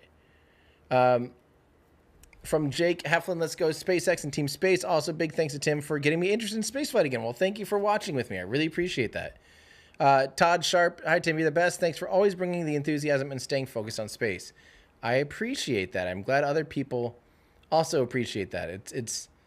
There's plenty of stuff to talk about out there in the world, but there's not a lot of people that are just going to talk about rockets, so that's what I'm happy to do. Gary Mathis, I wonder if a thin nitrogen tank on the heat shield side of the ship, covering the whole area would actually be lighter than a ceramic shield. Vent the boil off, keep the stainless cold. I think that's, that's transpirational cooling, basically, or some kind of active cooling. And you can do that with the propellant. You can cryogenic liquid oxygen and liquid methane. That might be a solution. And I think they might be doing, they're doing an actively cooled tile on the ship. They might need to do that in a few places. But yeah, is that better than just a ceramic heat shield? It's hard to tell. I like today's topic seems to be heat shields, and that is fun. Why are they not ejecting the Starlinks to their small side? Way less structural weakness to their ejecting the Starlinks to their small side. Like, I can't even quite picture what you're saying, Manuel, unfortunately. Why are they not ejecting Starlinks to their small side? Maybe like if the door was vertical, it'd be structurally more sound than the door being horizontal, which kind of does cuts it almost like right down the middle. It's not that structurally, that's not ideal.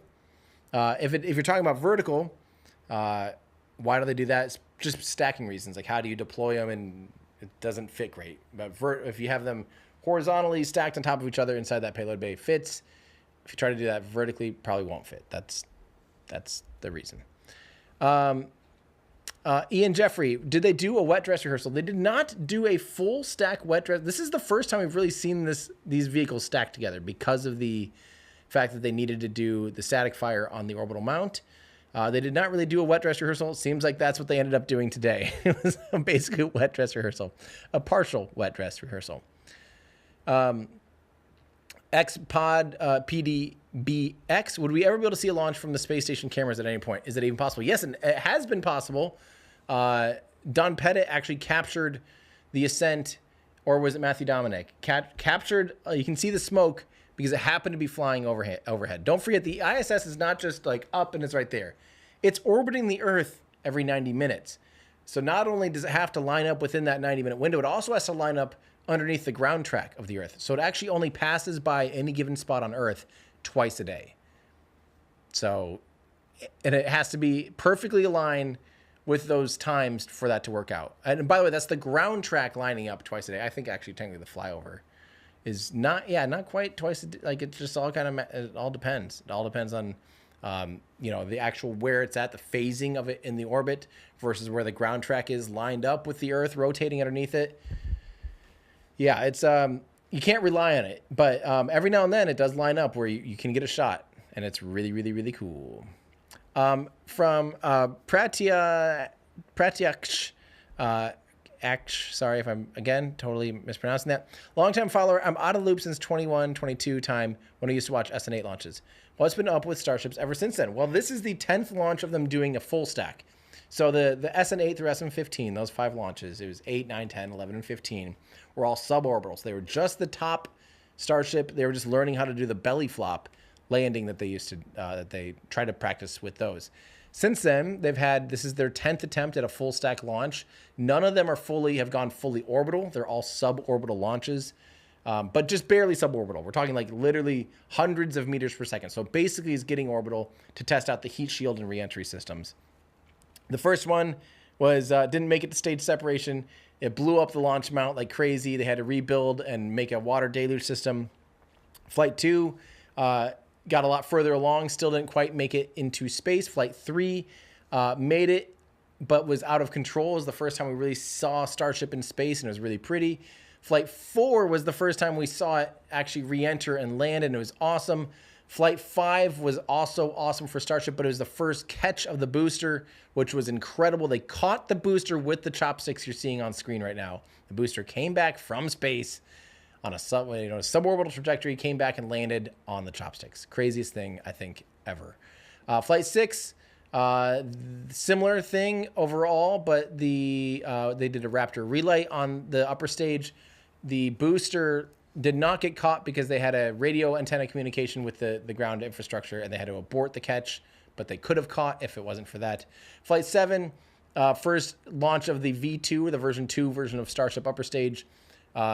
The upper stage blew up pretty quickly after stage separation, raining debris down on the Bahamas. The booster came back for a catch. Almost the exact same thing for Flight 8. Flight 9, first booster reuse. And it did not catch, but they did try to do like a stress test on the booster. It blew up kind of about where they expected. Again, kind of stressing it to the limits. And the ship did make it through second engine cutoff, but it did not make it it lost attitude control and ended up having a fire and all these issues. So we're not having good luck with Starship version 2. We only have one more flight of Starship version 2 after, so flight 11 will also be version 2 hardware. Then we'll move into version 3 with Raptor 3. Big jump. Should be a pretty high performing rocket if they can get that one all figured out. We have someone here that specializes in bird law. Hopefully a son of It's Always Sunny. Monster Kill, to be honest, how do you feel when you helped Elon with how to advance version 2 in your second site exploration? I've said this a few times on air. I did not mean to help. I asked a question, and like literally my question was, and the reason I asked this is I actually thought the warm gas thrusters, we'll call them instead of the hot gas. The warm gas thrusters I thought were stupid. And I said, so that's only on the booster, right? Like, you're not going to try to do that on the ship. And he thought about it, and he basically realized that the ship is full of ullage gas. There is actually a lot of potential energy there in the shape of an awful lot of, like, highly compressed gas that could be used as attitude control for free. Like, quite literally, you're venting it anyway. You might as well use it.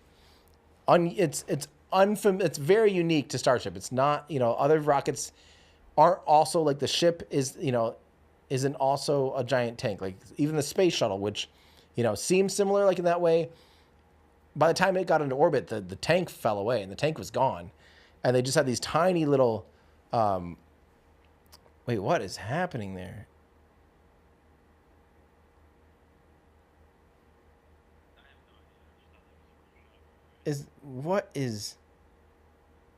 Yeah, it does look like wind turbines, but where can we see wind turbines from that looks through? Are the wind turbines now behind Starbase like that? Like Star Factory? That is really disorienting. Where would that... I see the VAB, the mega bays there. Yeah, this is very confusing to me. You can see wind turbines from there? Huh. They must be near the channel. I've never noticed them. Unless they're the ones way out in like Laguna Vista, but I don't think you can see the ones in Laguna Vista from there, can you? Come on. I'm going to get to the bottom of that later. That's crazy.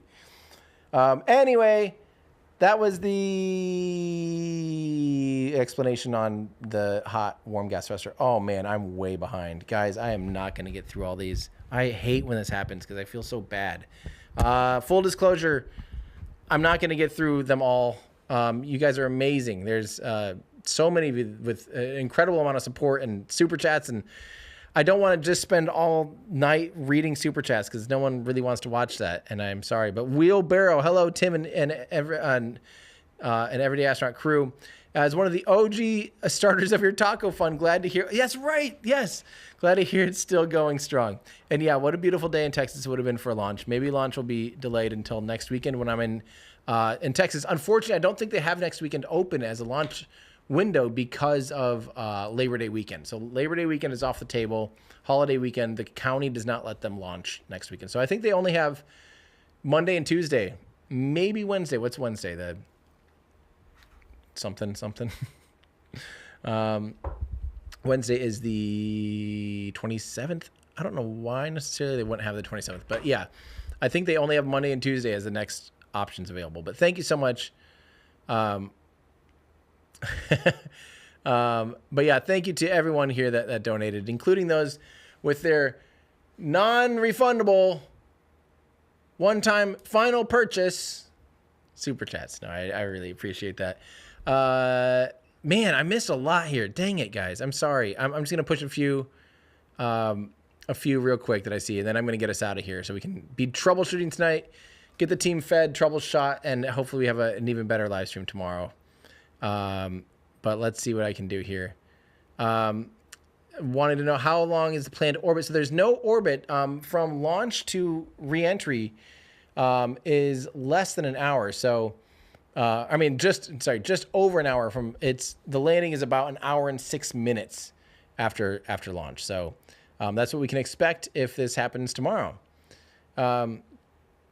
Let's see here. Brady, again, I'm currently in, or maybe not. Yeah, I'm currently in Lake Charles, Louisiana. How long until this launch will I be able to see it from here, if even possible? I don't know if you'd be able to see it from Louisiana, especially not until they're launching at night. It's really hard to see a rocket during daylight, especially a methane burning rocket, because methane does not glow that bright. There's not a lot of carbon entrailed in the exhaust. So it's not the brightest burning propellant. RP-1 and solid rocket boosters are a lot more visible and more visible at night as well. But yeah, until this thing's flying at night, I'm guessing you're not really going to be able to see it from Louisiana, unfortunately. But thank you for the question and for the support. We'll just do like 2 more here real quick. Thank you so much, Billy Smith, for saying, keep up the great work. This is from Bidspeed Trippin'. What's the most critical gap in space infrastructure or technology today? If a well-funded team were to focus on building something that meaningful supports or augments, they should prioritize propellant. We need more liquid oxygen plants and more methane plants, period. There's going to be a huge shortage. And if I could invest in that, I would, and maybe I should. Craig in NC, loaded Starship lunar lander, but leave it for the future and have a Orion-style lander for crew return. I don't hate that idea. I do think the idea of using the entire Starship as a lunar lander does still seem absurd to me. I kind of wish they'd like strip it down and use Starship altogether, but have like a smaller lunar lander and yeah, something like that. I think I'm pretty much in support with that. Well, thank you so much, Ice Cream Ruler. I think I'm going to get us off air so I can get we can get to troubleshooting here. Hang on. Oh, I see. Manuel here is following up on the Starlink thing. If Starlink is 7 by 2 by 0.2, they are ejecting Starlinks to their 7-meter side. No, they are when they're stacked in a rocket, they're basically a square. The iPad's not quite a square, but they're basically a square. They don't have when they're unfolded. So you might be looking up the dimensions of like Starlink version 2. Starlink version 3 is basically like this. It's to fit inside Starship, folded up, and then once it's in space, it unfolds to the size of like a tennis court or something crazy. So that's what you meant by small side. You were looking at the unfolded dimensions. Yeah. Well, guys, I really appreciate all of you watching. I mean, I'm excited that this many people, were watching on a Sunday night and sticking around for a scrub.